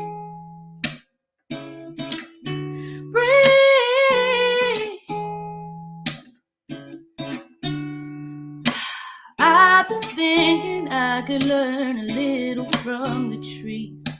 Take the opportunity to drop my leaves and sleep through the snowstorms raging around me, and the wind song lullaby sounds sweet. On the longest nights of the year, can I hear through the tears and the fear hope is near? Maybe, just maybe, the magic can take me to a whole other place where the quiet won't break me, and I'll take the gift that the season can give me, a moment to embrace some stillness and breathe deep. I'll find myself some peace. Breathe deep. I'll find myself some peace. Maybe, just maybe, the magic can take me to a whole other place where the quiet won't break me, and I'll take the gift that the season can give me, a moment to embrace some stillness and breathe deep. I'll find myself some peace. Breathe deep. I'll find myself some peace. Breathe deep. I'll find myself some peace. Keep breathing, deep breathing, keep breathing and find my peace, yeah. Keep breathing, deep breathing, keep breathing and find my peace, yeah. Keep breathing, deep breathing, keep breathing and find my peace, yeah. Keep breathing, deep breathing, keep breathing and find my peace, yeah. Wow. That is absolutely fantastic. That Thank is you. really so. What inspired you to create that one? Yes, you've earned that swig. You've earned it. Thank you. She sings Uh, for her supper. she does. She literally does. Um, I don't know. I think like it was so funny.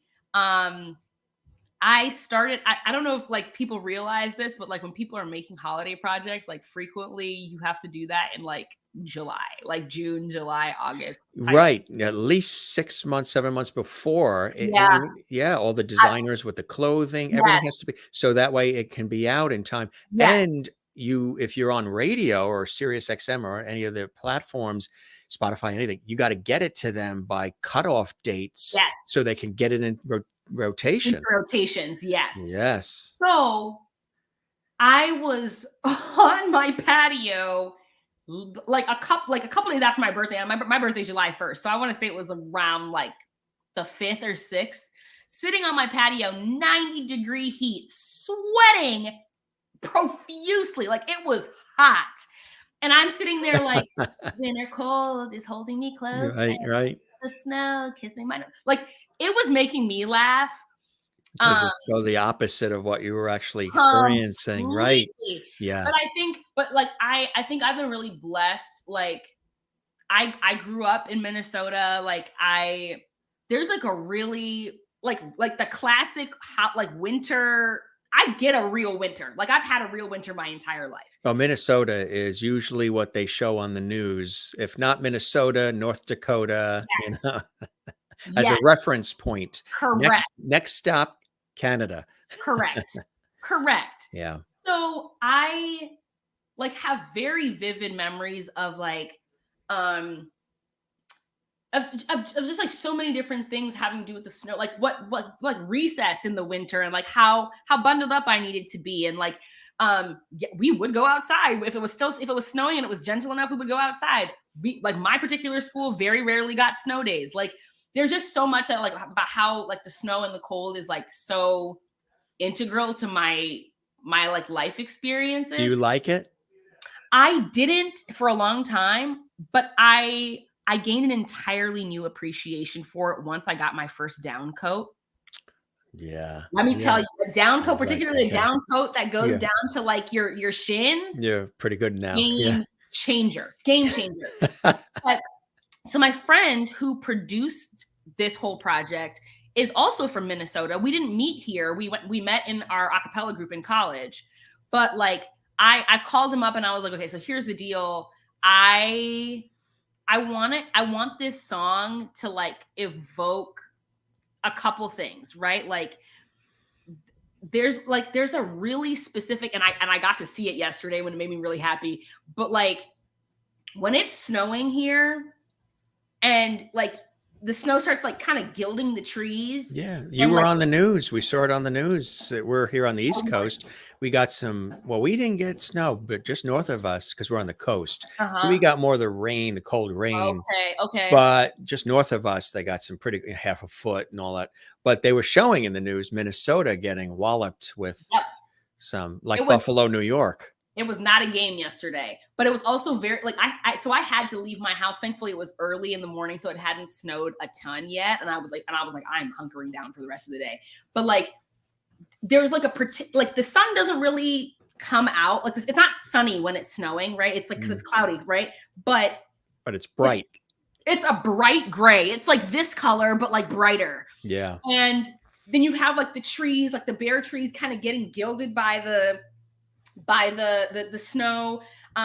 There are some places that like if you're walking through some place that's kind of foresty, that's like a path through a forest, there's just like a real like it looks like a postcard. Like it doesn't look real. Yeah. No, it looks so beautiful. Yeah. But and it's gorgeous. And I'm like, okay, I want this song to feel like I want it to feel like that. I want it to feel like if you're by a fire, like there are all these like very simple pleasures that come with winter. And like if you're not fighting the cold, if you're not fighting the darkness, if you're just kind of like embracing it for what it is, and like embracing what where your body is, where your spirit is, where the nature is, right? I think it can be a little bit easier, and there's some things to embrace and love there. And he was like, say less. So they're like the beginning of the actual recording, like there's this cute little, like, it sounds like you're walking through like the streets when it's like holiday hustle and bustle is happening. Yeah. But it kind of fades into this like very chill guitar. So there's a lot of things. I'm just like, I want people to like realize, like, if the hustle and bustle feels like it works for you and it doesn't feel draining to you, absolutely get your energy there. But if you aren't, if like you don't have the energy for that, and maybe like seeing other people engage in it is making you feel like, oh, I'm not doing enough. It's like, no, you're doing enough, because you're tending to your energy in the way that you can. And it's like, maybe the energy that you'll get is from sitting by a fire. Maybe that's the energy you'll get is from watching the snowfall for a little while. Like maybe the energy you'll get is from taking a good nap and then waking up and having some hot chocolate. Like personally, the coffee filter snowflakes thing again was magical for me this year. Like indulging maybe childhood crafts or whatever. But like there are really low key, like not super requiring a ton of energy from you, ways to like honor the season and honor yourself. And like you're allowed to have those too. That's right. So you binge watch all the episodes of the Jim Masters show. There you go. Hundreds of them there waiting for you to just kick back with that hot chocolate and relax and, grab something, start knitting, whatever you need to do, and just watch and laugh along. And exactly. Was there another song you wanted to share? A holiday tune, Christmas song, anything, Jingle Bells, whatever you want to do? Since they're in the holiday spirit, they loved what you did. See, if I had, oh man, I'm trying to figure out if it's possible for me to do this, because I will tell you my second favorite thing on this EP is my rendition of Silent Night. But you're not gonna get the gist of it listening to me do this acoustically. I'm gonna do it acoustically. So you tease them a little and then show us that beautiful guitar. That it's Amir. Her name is Amir. Because I felt like it was a little bit aggressive to name a purple guitar Prince, but I'm also from Minneapolis, so I was like, I'll name her Prince in a different language. In the language of my instrument. It's a beautiful instrument. Yes, she's gorgeous. She's from a D'Angelico Deluxe XL1, I think is what this guitar is. Crazy story on how I got her. Very long, very dramatic, but she's here. Let's see. I have not played this in a while. Oh man, I lowered the key for it and I cannot remember exactly how I played this, but we're going to try it. I will say there is no way that whatever I'm about to do is going to sound as good as the actual, right. So much, because there's so much cool stuff happening. There's like an interpolation, all this stuff happening in the background of that. But here's the website, folks, if you want to connect and find out how to get the albums and all the music and everything else. And is everything on iTunes, Spotify, everywhere else too? Yeah, it's all there. Just look up my name on your favorite music platform. It'll be the first thing that comes up. That's right. 1 M, 3 A's, 2 Y's, and 2 D's. I just solved the puzzle on Wheel of Fortune. Can I buy a vowel? You only need one. That's it. Okay, I just figured out what the like basic progression of this is. So I'll just play Silent Night for y'all the way that it's played. Perfect. Wait, hold on. Now I'm debating. Now I'm debating because Silent Night is my favorite. But like Wonderland sounds cooler without what would y'all prefer? All right, gang, she's actually putting it to you. Do you want to hear her version of Silent Night? They're saying beautiful guitar, very nice, very beautiful. Claps, wowza, beautiful. The song that you just did, the song was definitely perfect for this time of the year. I loved it. So gang, put quickly in comments while we're here live. Would you like her to do Silent Night? Merlin in Ontario, Canada says Silent Night. Okay. Bet. That's always a classic It is. favorite. It Yeah. is. It is. It is. Okay, let's get it. All right. And Miss Pat in Texas says Oh, Silent Night. okay. All right. I hear y'all. I hear y'all. You know, the milk with the crispy cookies and all, looking out for you. She Thank says you, Miss Silent Pat. Night. Thank you, So, Miss Pat. yeah, they need a little Silent Night, I guess, right? And Maureen also definitely Silent Night, please. Yeah. I'm telling y'all, again, y'all got to go check out the recorded version because I snapped. I'm not even playing. Okay, here we go. Got it. All right. There she is. Mayyadda with Silent Night on the Jim Masters Show live. Enjoy.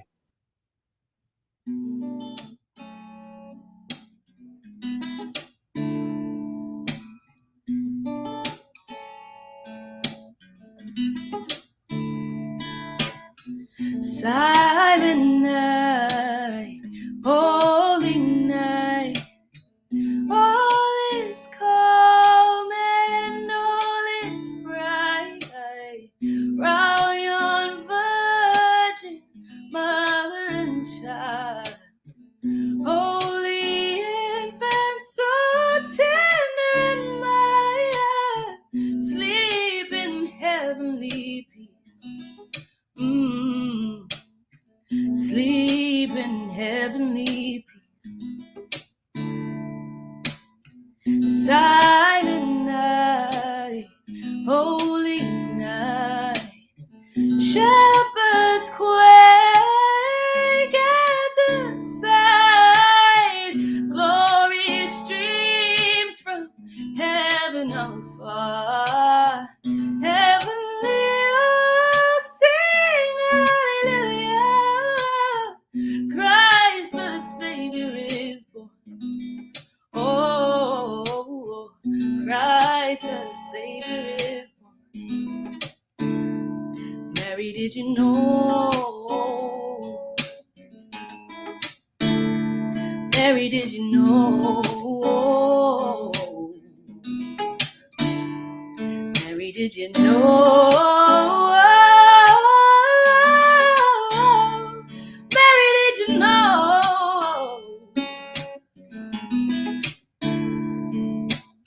Silent night, holy night, all is calm and all is bright. Round yon virgin, mother and child, holy infant, so tender and mild, sleep in heavenly peace.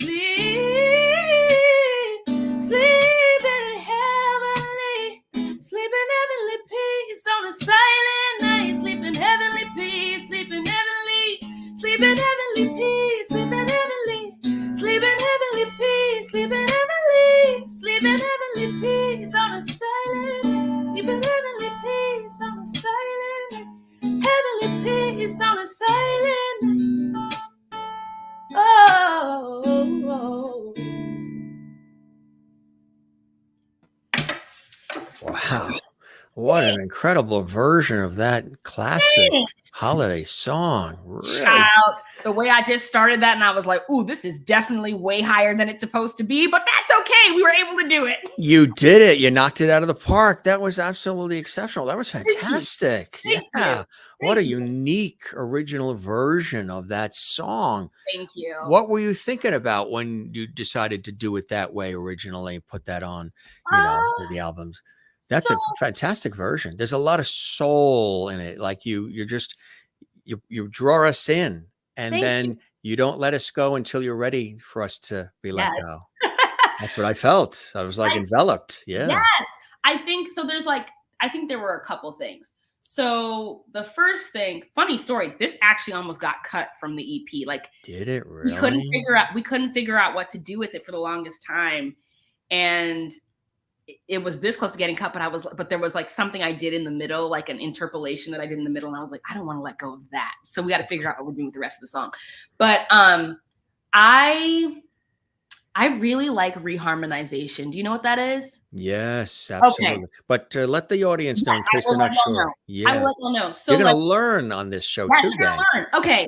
So I think it'll be easier probably like show what I'm talking about better rather than telling. But I think probably like a more traditional way of playing Silent Night is like Silent Night, Holy Night, all is calm, all is bright, right? Okay, so notice that is not how that does sound really nice too. Thank you. But that's a little bit more traditional. Like that's what the traditional chord progression is. Right. A reharmonization is like you take the melody and you can kind of do what you want with melody too, but like you change the entire progression underneath it, the entire accompaniment. And so like people recognize it, but it also sounds different enough. Right. So that's one of my favorite tactics when it comes to covering anything. And I like that particular chord progression is like one of my comfort progressions. Like whenever I tune my guitar, that's the progression that I play to make sure that everything is where I want it to be. And so I was like, I really want this in here too. Like, I don't want to change up the progression, whatever. And I think initially because it's a lot lower, like I think that was the original key that I did the cover in last year. And then this year, my friend was like, it's not making me feel anything. Like, I don't know, whatever. Because it was only like 20 seconds or whatever. He's like, I like it, but I also I don't know yet. And he's like, okay, like we know you're like, I'm a contralto for real. Like, don't let the high notes fool you. It's just, my voice is like, ugh. So he's like, okay, let's lower it and let you just like flex in your alto space. And so we lowered the key, and I did an entire middle section where I think there's Mary Did You Know, there's Silent Night, there's Angels We Have Heard of, Gloria. So there's like I took pieces from 3 different songs, and like with my a cappella group background, I was like, okay, let's just like throw things in here and like fit it in kind of like a puzzle. And I loved that middle part. Like I was just obsessed with it. And I did like a run through, like just kind of a run through of the lead, like a scratch vocal. And I just was like, you know what, go off. Like I gave myself the freedom to be like, literally do whatever you want, just sing it. And when you go crazy, go crazy. When you don't feel like going crazy, pull it back a little bit. And finally, when I lowered it and sent him like that track, he sent me back this like, it was so good. It was so good. He sent me back like an instrumentation track and like actually had composed around it. Mm-hmm. And like there was some, like he put some beat drops. He put some because he's a way better guitarist than me. Like put some things in there where like the guitar is just squealing and like going up. Yeah. And I was like, sir, how dare you? I'm twerking in my chair. What is happening? Took it to another level, right? Yeah. Like, it was just amazing. So then that's what inspired me to like go back in, because like there were really no background vocals, like besides that one section in the middle. There were no background vocals. So like I just got, I was so hyped. Still now I will run Silent Night on repeat and just be like, yes, it's twerk time. Let's get it. Let's get it. Let's get it. And that just is what inspired me to be like, okay, I want to do all these cool ad libs. I want to put this like second interpolation part, which by the way, when I say interpolation, it's like it's kind of what people call sampling, but when you take a piece of another song and like throw it in a like kind of controlled way. Right. So I did a little bit more interpolation on the back end, like, and a little bit more like chopping up the parts of Silent Night and like letting them be their own individual background parts. Put some, like, I think this was probably one of the hardest runs that I've ever done, where I did the run and then I harmonized with the run. And I was like, I have done it. I have arrived. Like, I am the coolest. Like, y'all cannot tell. Please, you cannot talk to me. Don't even look at me. Like, I am the baddest. Do you not see what I just did? Like, I was so hype about it.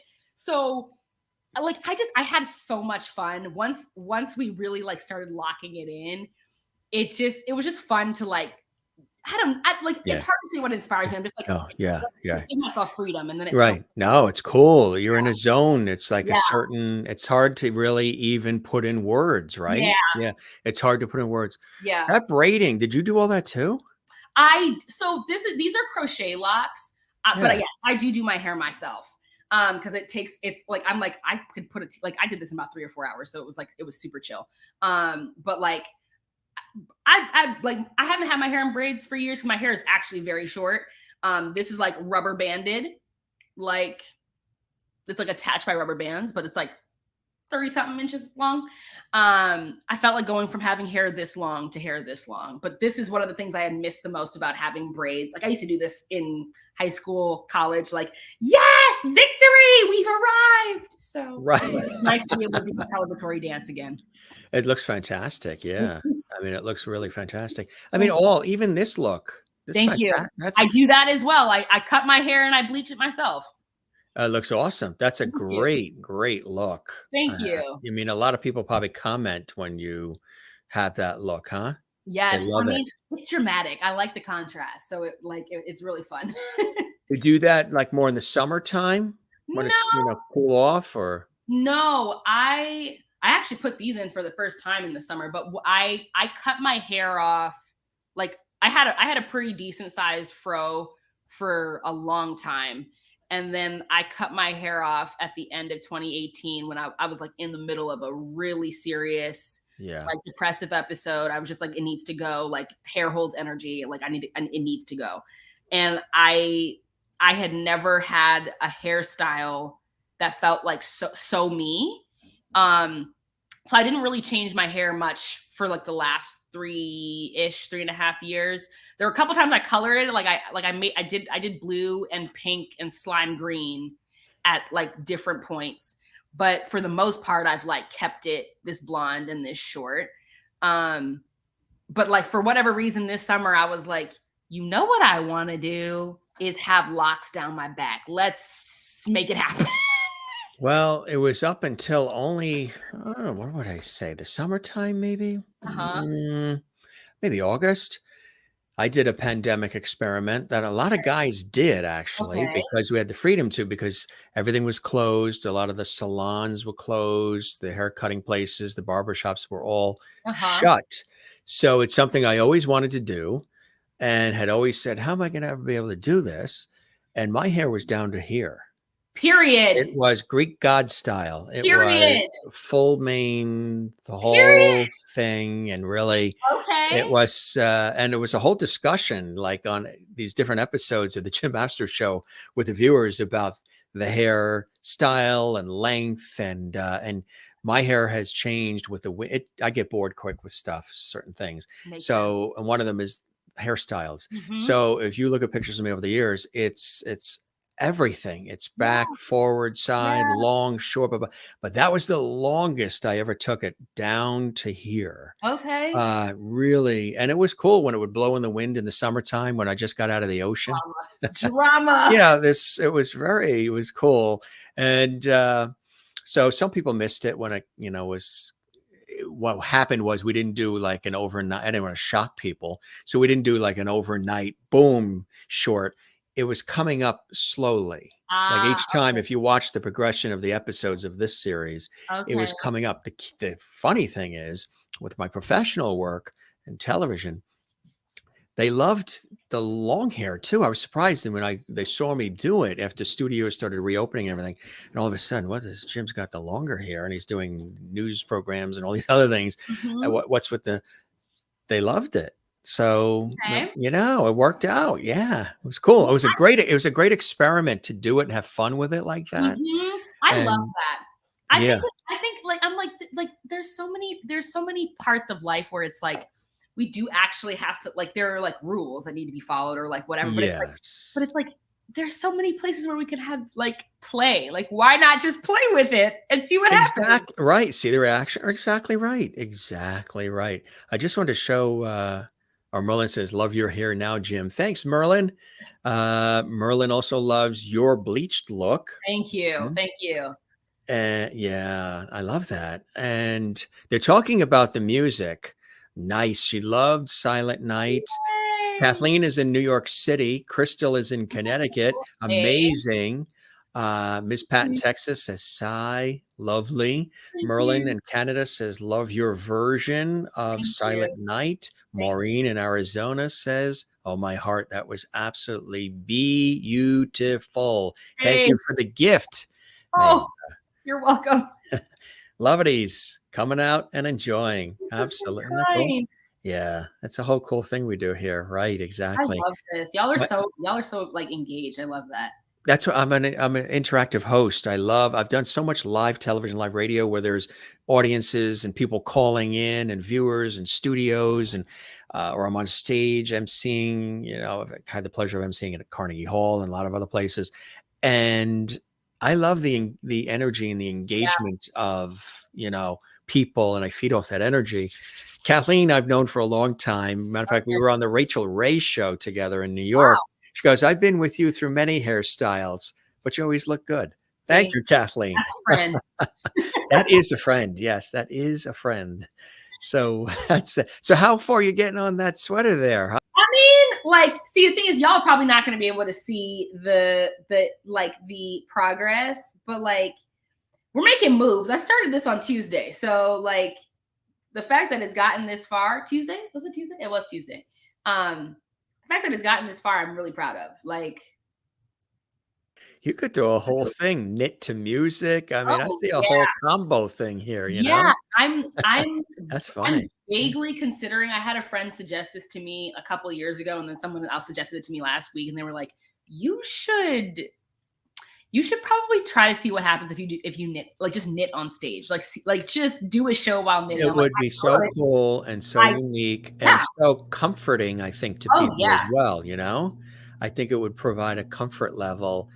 Why do you love doing what you do so much, Mayyadda? You're obviously all in. You love life and you seem to be able to, whatever life throws at you, take it and find ways to work through it and find ways to take the lemon and turn it into lemonade. You're That's very spirited, you're very passionate, you're enthusiastic, funny. And I love all that because we're bouncing off each other so beautifully here as if we grew up in school together. yeah. It's so automatic. And I love that when that click happens. Where does that come from for you? Man, oof. Where does that come from? Like, okay, so where does like me being committed to this comes from? Where does the like bouncing off of, like, what specifically?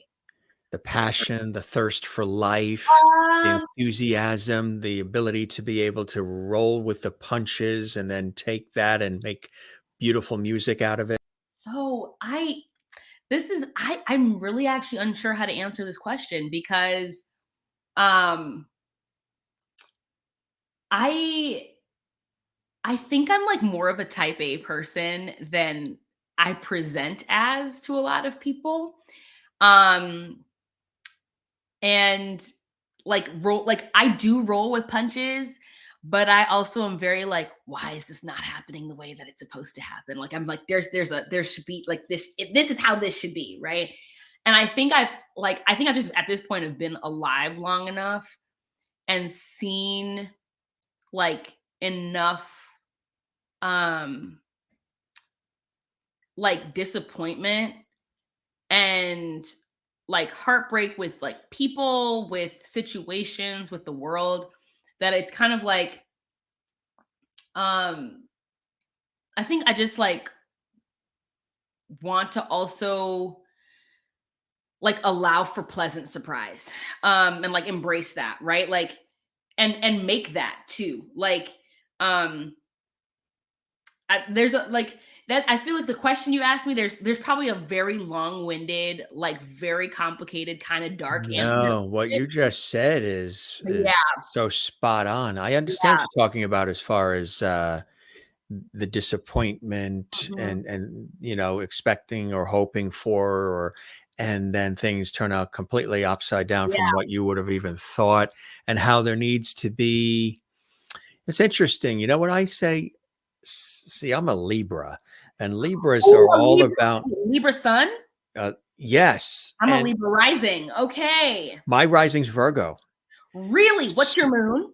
That I don't know. I gotta find that out. You I'm gonna gotta have know, to. okay, know your I big gotta 3. Your know start's important, but know your big the 3. third one. Even I gotta check out the moon. Mhm, When you send me the picture of the completed sweater and we'll show mhm, it on an episode, mhm. I will have my moon answer for you. Okay, But beautiful. Libra, which loves balance and Mhm. harmony, so that's why I love like harmonious, even Yeah, music yeah, that has harmonious sounds to it, balance, seeing both sides of a question. So when somebody asks me a question, and if it's a big question, or if there's a decision we need to make on anything that's sizable and has big impact, I don't always jump at the answer. I really want to deduce and think. And sometimes we've even done pro and con lists. Okay, Mhm. how many pros, how many cons if we, do this or say that or buy this or go there or whatever. So always because I want it to work out for everybody. I want Yeah, us all to benefit. yeah, It's not just, oh, well, I want it all because it's got to please me.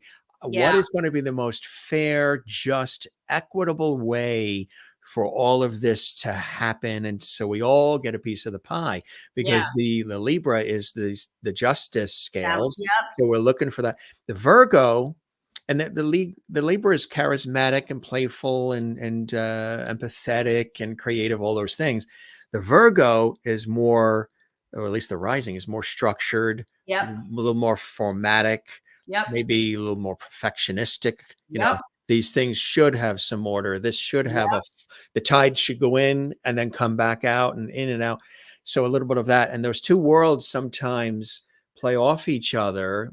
I think they play off each other beautifully for what I do for a living, because mhm. I can be, have everything as it should be, but also be relaxed, casual, comfortable about it. It's interesting. I've always said that.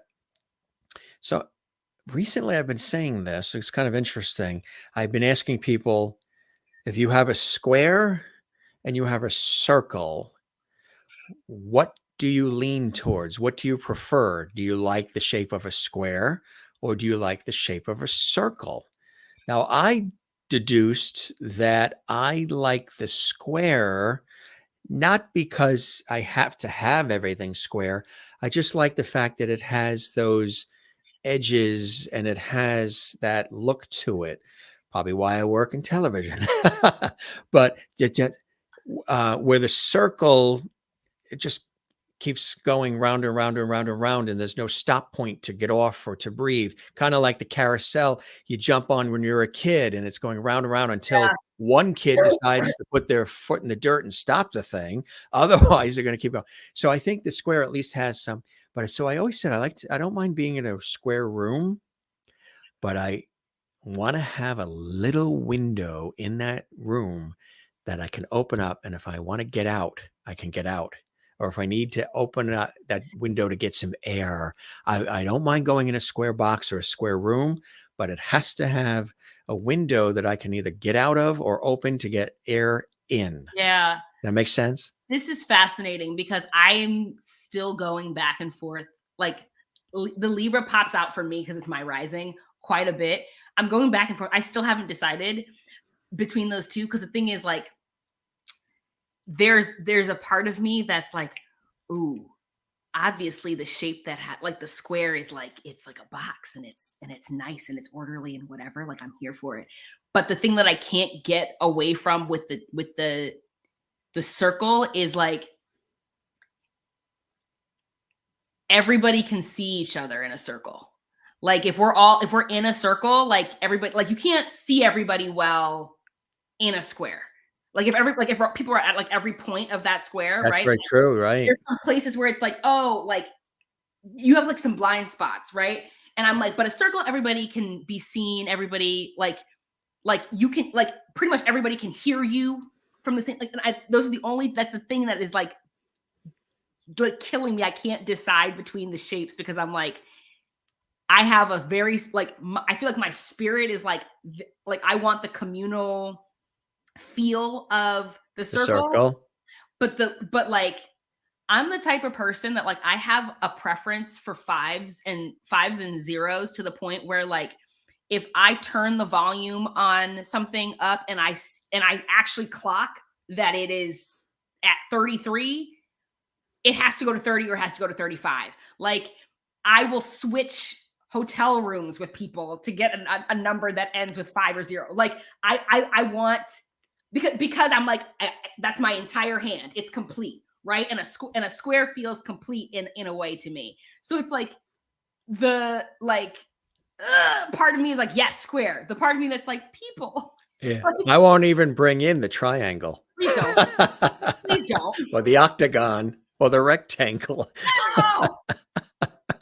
No. No, no way. No, I want to show you some of the comments that are coming in here. Jane Oh, watching in Sweden, one of our regular lovedies here. You know, we have a lot of people that watch that don't necessarily chat. And then there, you know, thousands of people that watch and don't chat, but they watch and they support.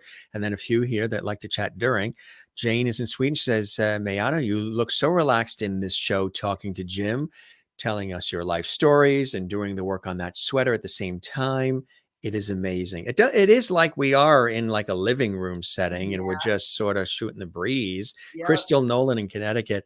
Thank you, Mayyadda, for sharing your beautiful music with us. I wish you continued success in your career. Have a Merry Christmas and God bless you. Aw. Really nice, huh? These are sweet. Yeah, that's the kind of vibe we like here at the show. I want to show everybody the website there. It's Yes. may-YAH-duh.com. And again, everything's on Spotify and iTunes. You can, Yes. there is still time to get that downloaded for your holiday rotation, Christmas Yes. Eve and Christmas Yes. Day, have it Yes. playing. Yes. Get some unique twists on some of those holiday classics and of course holiday joint, which is great too. This was awesome, my friend. This was really, So, we've got to do this again. We've got to really do this again. I feel like I rarely get to do things like this where it's like, we're just gonna like just let it go where it's gonna go. Conversate, How we have right. our structured stop or like Interview questions and right, talk but about the CD and then goodbye. Yeah. right. But it's like, but we get to like flow like that. This Yeah. is cool. Thank you. Yeah. And it's, well, new friend made. That's exactly what we're Yeah. all about. And, you know, I think it's one of the benefits of it. And I wouldn't do it any other way. You know, I've done a lot of interview type stuff in my career and all. And I just really like conversating with people. So I think you can really learn something and you both, you know, you play off each other, you have some fun with it as well. I mean, you know, you can get into some deep, heady topics like we did, but Yeah. also laugh and bring people in. And I think that's what it's all about. That's the way things should be in my, again, Virgo and Libra, sort of structured and all the rest, but let's have some fun with it, you know, look for the humor and the craziness of life. Yep. What are some of those continued blessings and joys in your life that propel you forward? When you look at the things and the people and the blessings and joy that you have around you, what are some of those that propel you to lunge forward? I honestly think that like I have been extraordinarily blessed, like extremely and extraordinarily blessed with like the friends that I have, specifically like the friends that I have made over the years. I, like anybody else, I've had some like friend heartbreaks, but like I have had some very like profoundly beautiful friendships um that have spanned a really long time, and I'm really really really grateful for that. Like um I just think that it's like everybody does not get to go through life and feel like, oh wow, I've met a lot of people who like my soul matches with theirs, like they feel like soul kin to me. Like a soulmate. Yeah.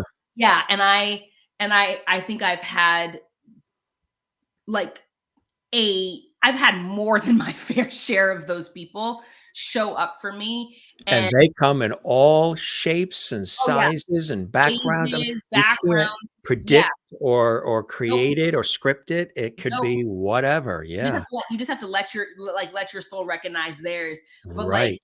it's been like I'm just like I am somebody who like might not be clear, but like I struggle a lot with self-doubt and or like feeling like I'm not doing enough or like Are you a perfectionist? oh yeah.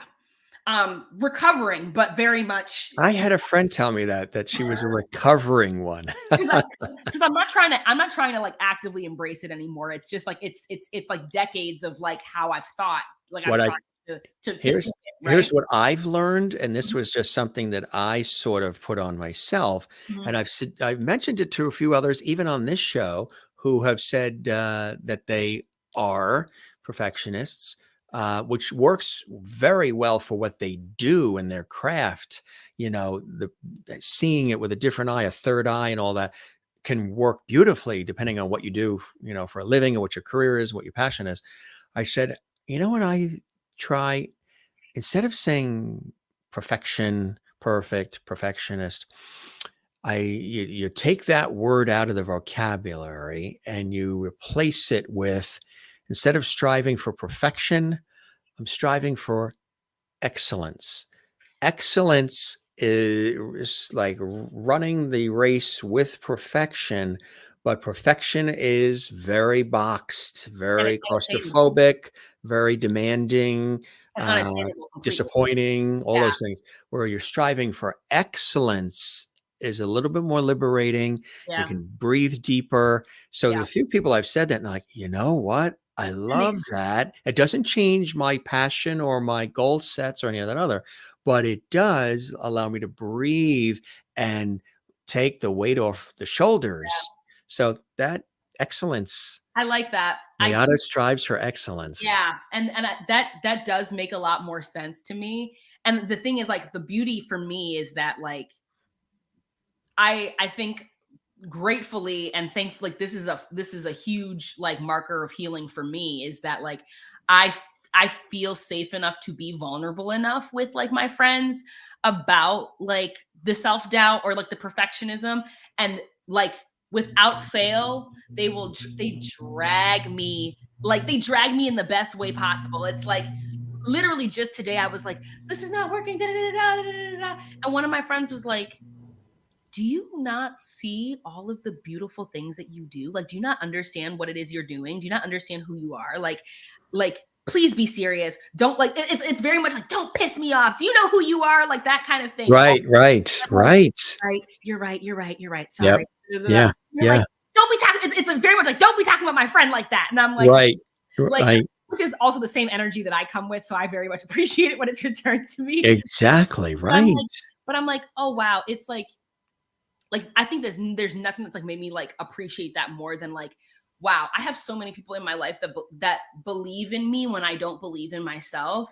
And like to me that is one of the most, for me, poignant examples of like why we need community. Like there, like none of us is built to do this by ourselves, to do life by ourselves, because it's like, yeah, you're not going to be able to always believe in yourself. You're not going to always be able to have this, you're not going to always have the skill to do what you need. Like you might not have the resources to do what you need, but like being in community with other people means that like there's ways that you can show up for them and there are ways that they can show up for you, and we help each other through this. That's it.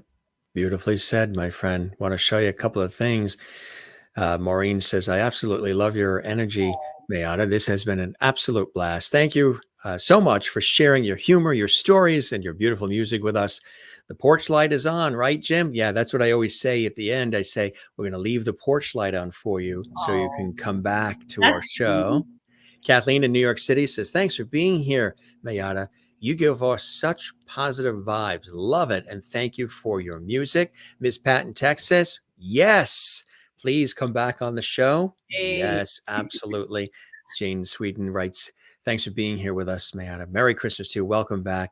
Thanks, Jim. My pleasure. Matt's pleasure as well. Mayyadda, this was really fantastic. I thoroughly enjoy this. I hope the show met whatever expectations that you had and you enjoyed the time with me as much as I have with you. The joy. Thank you. Ah, the pleasure is all mine. Absolutely. There's the website there again, folks, the spelling. So you got it there. And congratulations on everything, putting Thank out you such so much. positive energy, my friend. Really a beautiful soul inside and out. And I'm so glad that, you know, our paths have crossed now and we're linked here and we'll be Yes, do more stuff together as we go yes, along and yes. spread the word about the Jim Masters Show live Will do. series. Other Will do. folks you think might want to pop on. Bet. They're all welcome to join us. And, we let it roll. Sometimes if somebody's only available for a half hour, 50 minutes, whatever, we do that. Otherwise, we let it roll for as long as the guest wants to hang. Yay. So, yeah. So this Period. was really, really beautiful. What would be one final comment maybe about the show, about our conversation, or anything that you'd like to share before we wrap?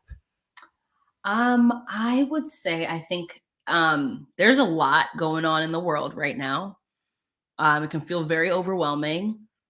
Um, and it can feel very like hopeless sometimes, I think. And I just want to send everybody off with like be as kind to yourself as you can and be as kind to people around you. We're all struggling with something, and um good boundaries are important, right? Like knowing how to show up, like learning how to show up for other people in a way that doesn't deplete you, and Yes. allowing other people to show up for you in ways that don't deplete them. I had to Um, learn how to create even boundaries at yeah, all. I never yeah, really had any. yeah. And I It's said, I actually, in order to sleep and eat and breathe, I got to create some boundaries. that I is correct. can't put out everybody else's fire. Can't always rescue the world. Can't always, always, always. And No, you cannot. Ask me how I know. She is a Cancer son and an eldest daughter. There's so yes, many different reasons why. Like, I literally wrote a song about like this is not on this holiday project, but like, yeah, I have like probably the best like performing song of mine is literally about that. about that. R.I.P. Captain Save-A-Ho, like for that exact reason. But like at the same time, there is like nuance is important because it's like, yes, I can't save everybody.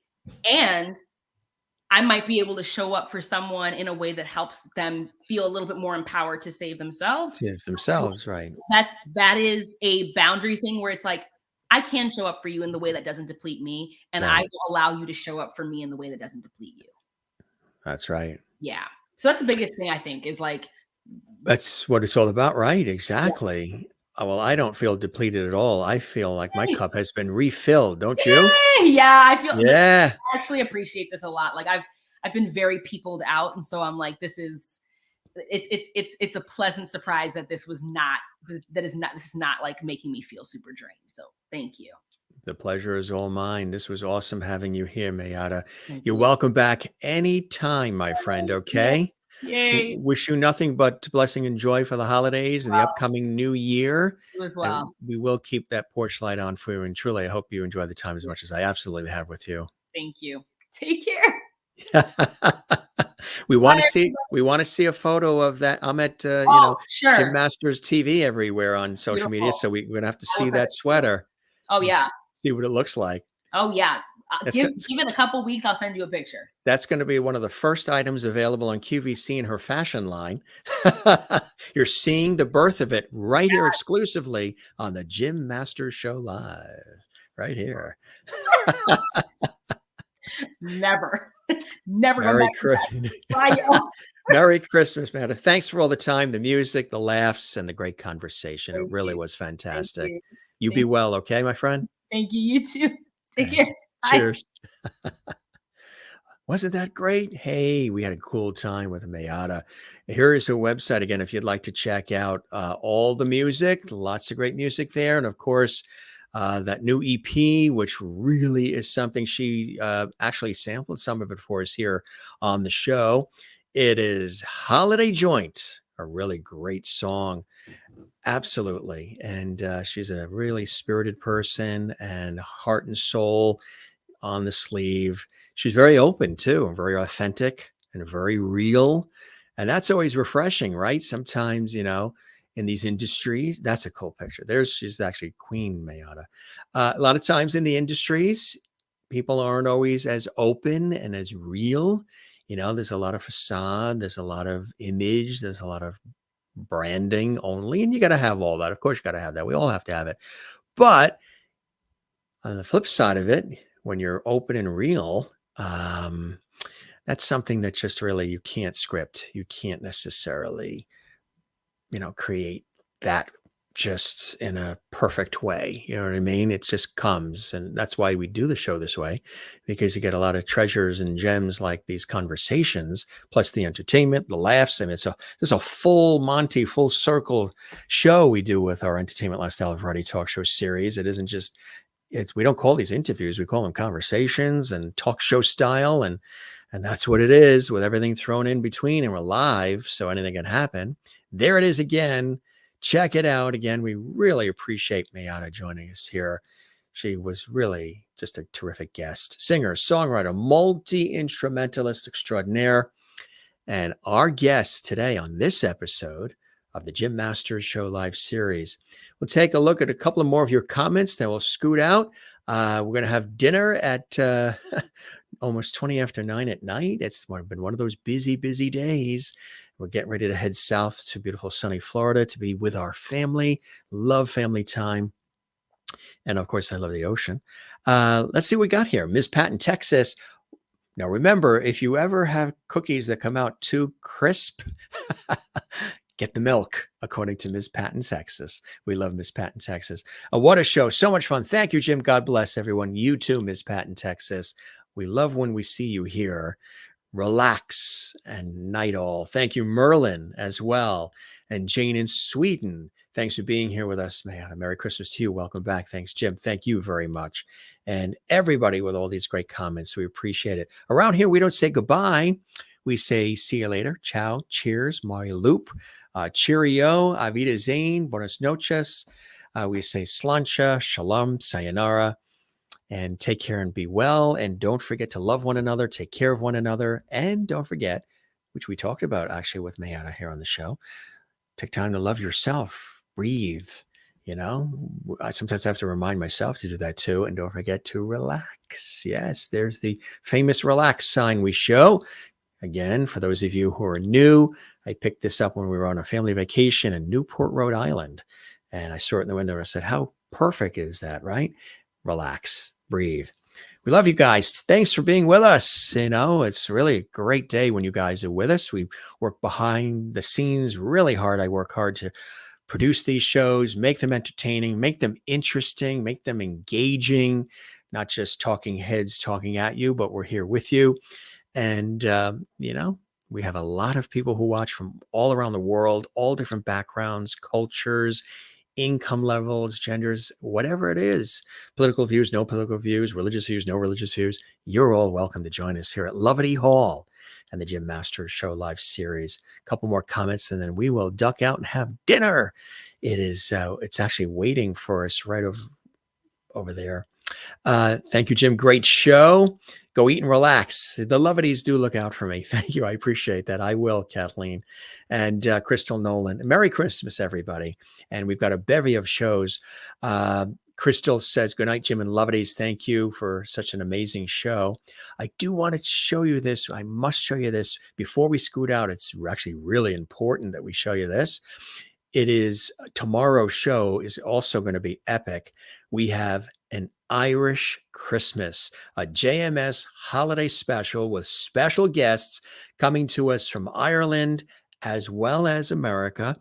Each of these fabulous guests have been guests on our show before individually, and now we have them back collectively from around the world to celebrate a very special Christmas holiday episode of the Jim Masters Show.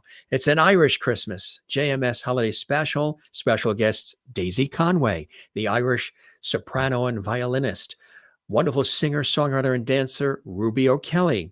They're going to be coming from Ireland. Singer, songwriter, recording artist, and he was also on X Factor Britain. Connor McGinty was with us. Yeah. And of course, Tiffany Moore, the brilliant violinist, Irish violinist and fiddler from Chicago, Illinois. They're going to be joining us. Music, holiday merriment, and more tomorrow. Special time, noon Eastern, 9 a.m. Pacific. So that's noon Eastern, 11 Central, 9 a.m. Pacific. And it'll be 5 p.m. for everybody watching in Ireland, Scotland, the UK, our fans there, folks in Sweden, Finland, Norway, places like that. I believe it'll be 6 p.m. That is coming up tomorrow. So check that out. That's Saturday. It's going to be great. Sunday, we've got Susan P. Hunter with us. She's an award-winning author and documentarian. She writes about 77 letters that her mom kept from soldiers that wrote to her mom, and these incredible stories that she shares in the book. Coming up next week as well, we have the return of a beloved guest, legendary singer from Chicago, Josie Falbo, known for singing jingles and hundreds of commercials, also a brilliant jazz singer. She's going to sing for us live on the show, or with us on the show, I should say. That's going to be terrific. That's coming up next week. We have Summer Sellers. She is right now, if you're watching Hell's Kitchen on Fox, she's on the show. She's one of the contestants. She's an incredible chef, and she's again on the reality TV series Hell's Kitchen. Summer Sellers is with us next week. She's going to have some holiday tips for food and more. Also want to let you know, legendary comedian, stand-up comedian, magician, Jeff Altman is going to be with us next week. He's an icon. He was on David Letterman's show some 40 times.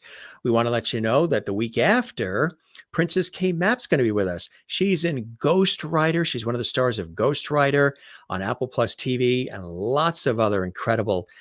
She's going to be 16 years old, and she's going to be celebrating with us here on the show. She's all excited. Coming up soon, country artist Sam Lowe is going to be joining us on the program as well, the Jim Masters Show Live series.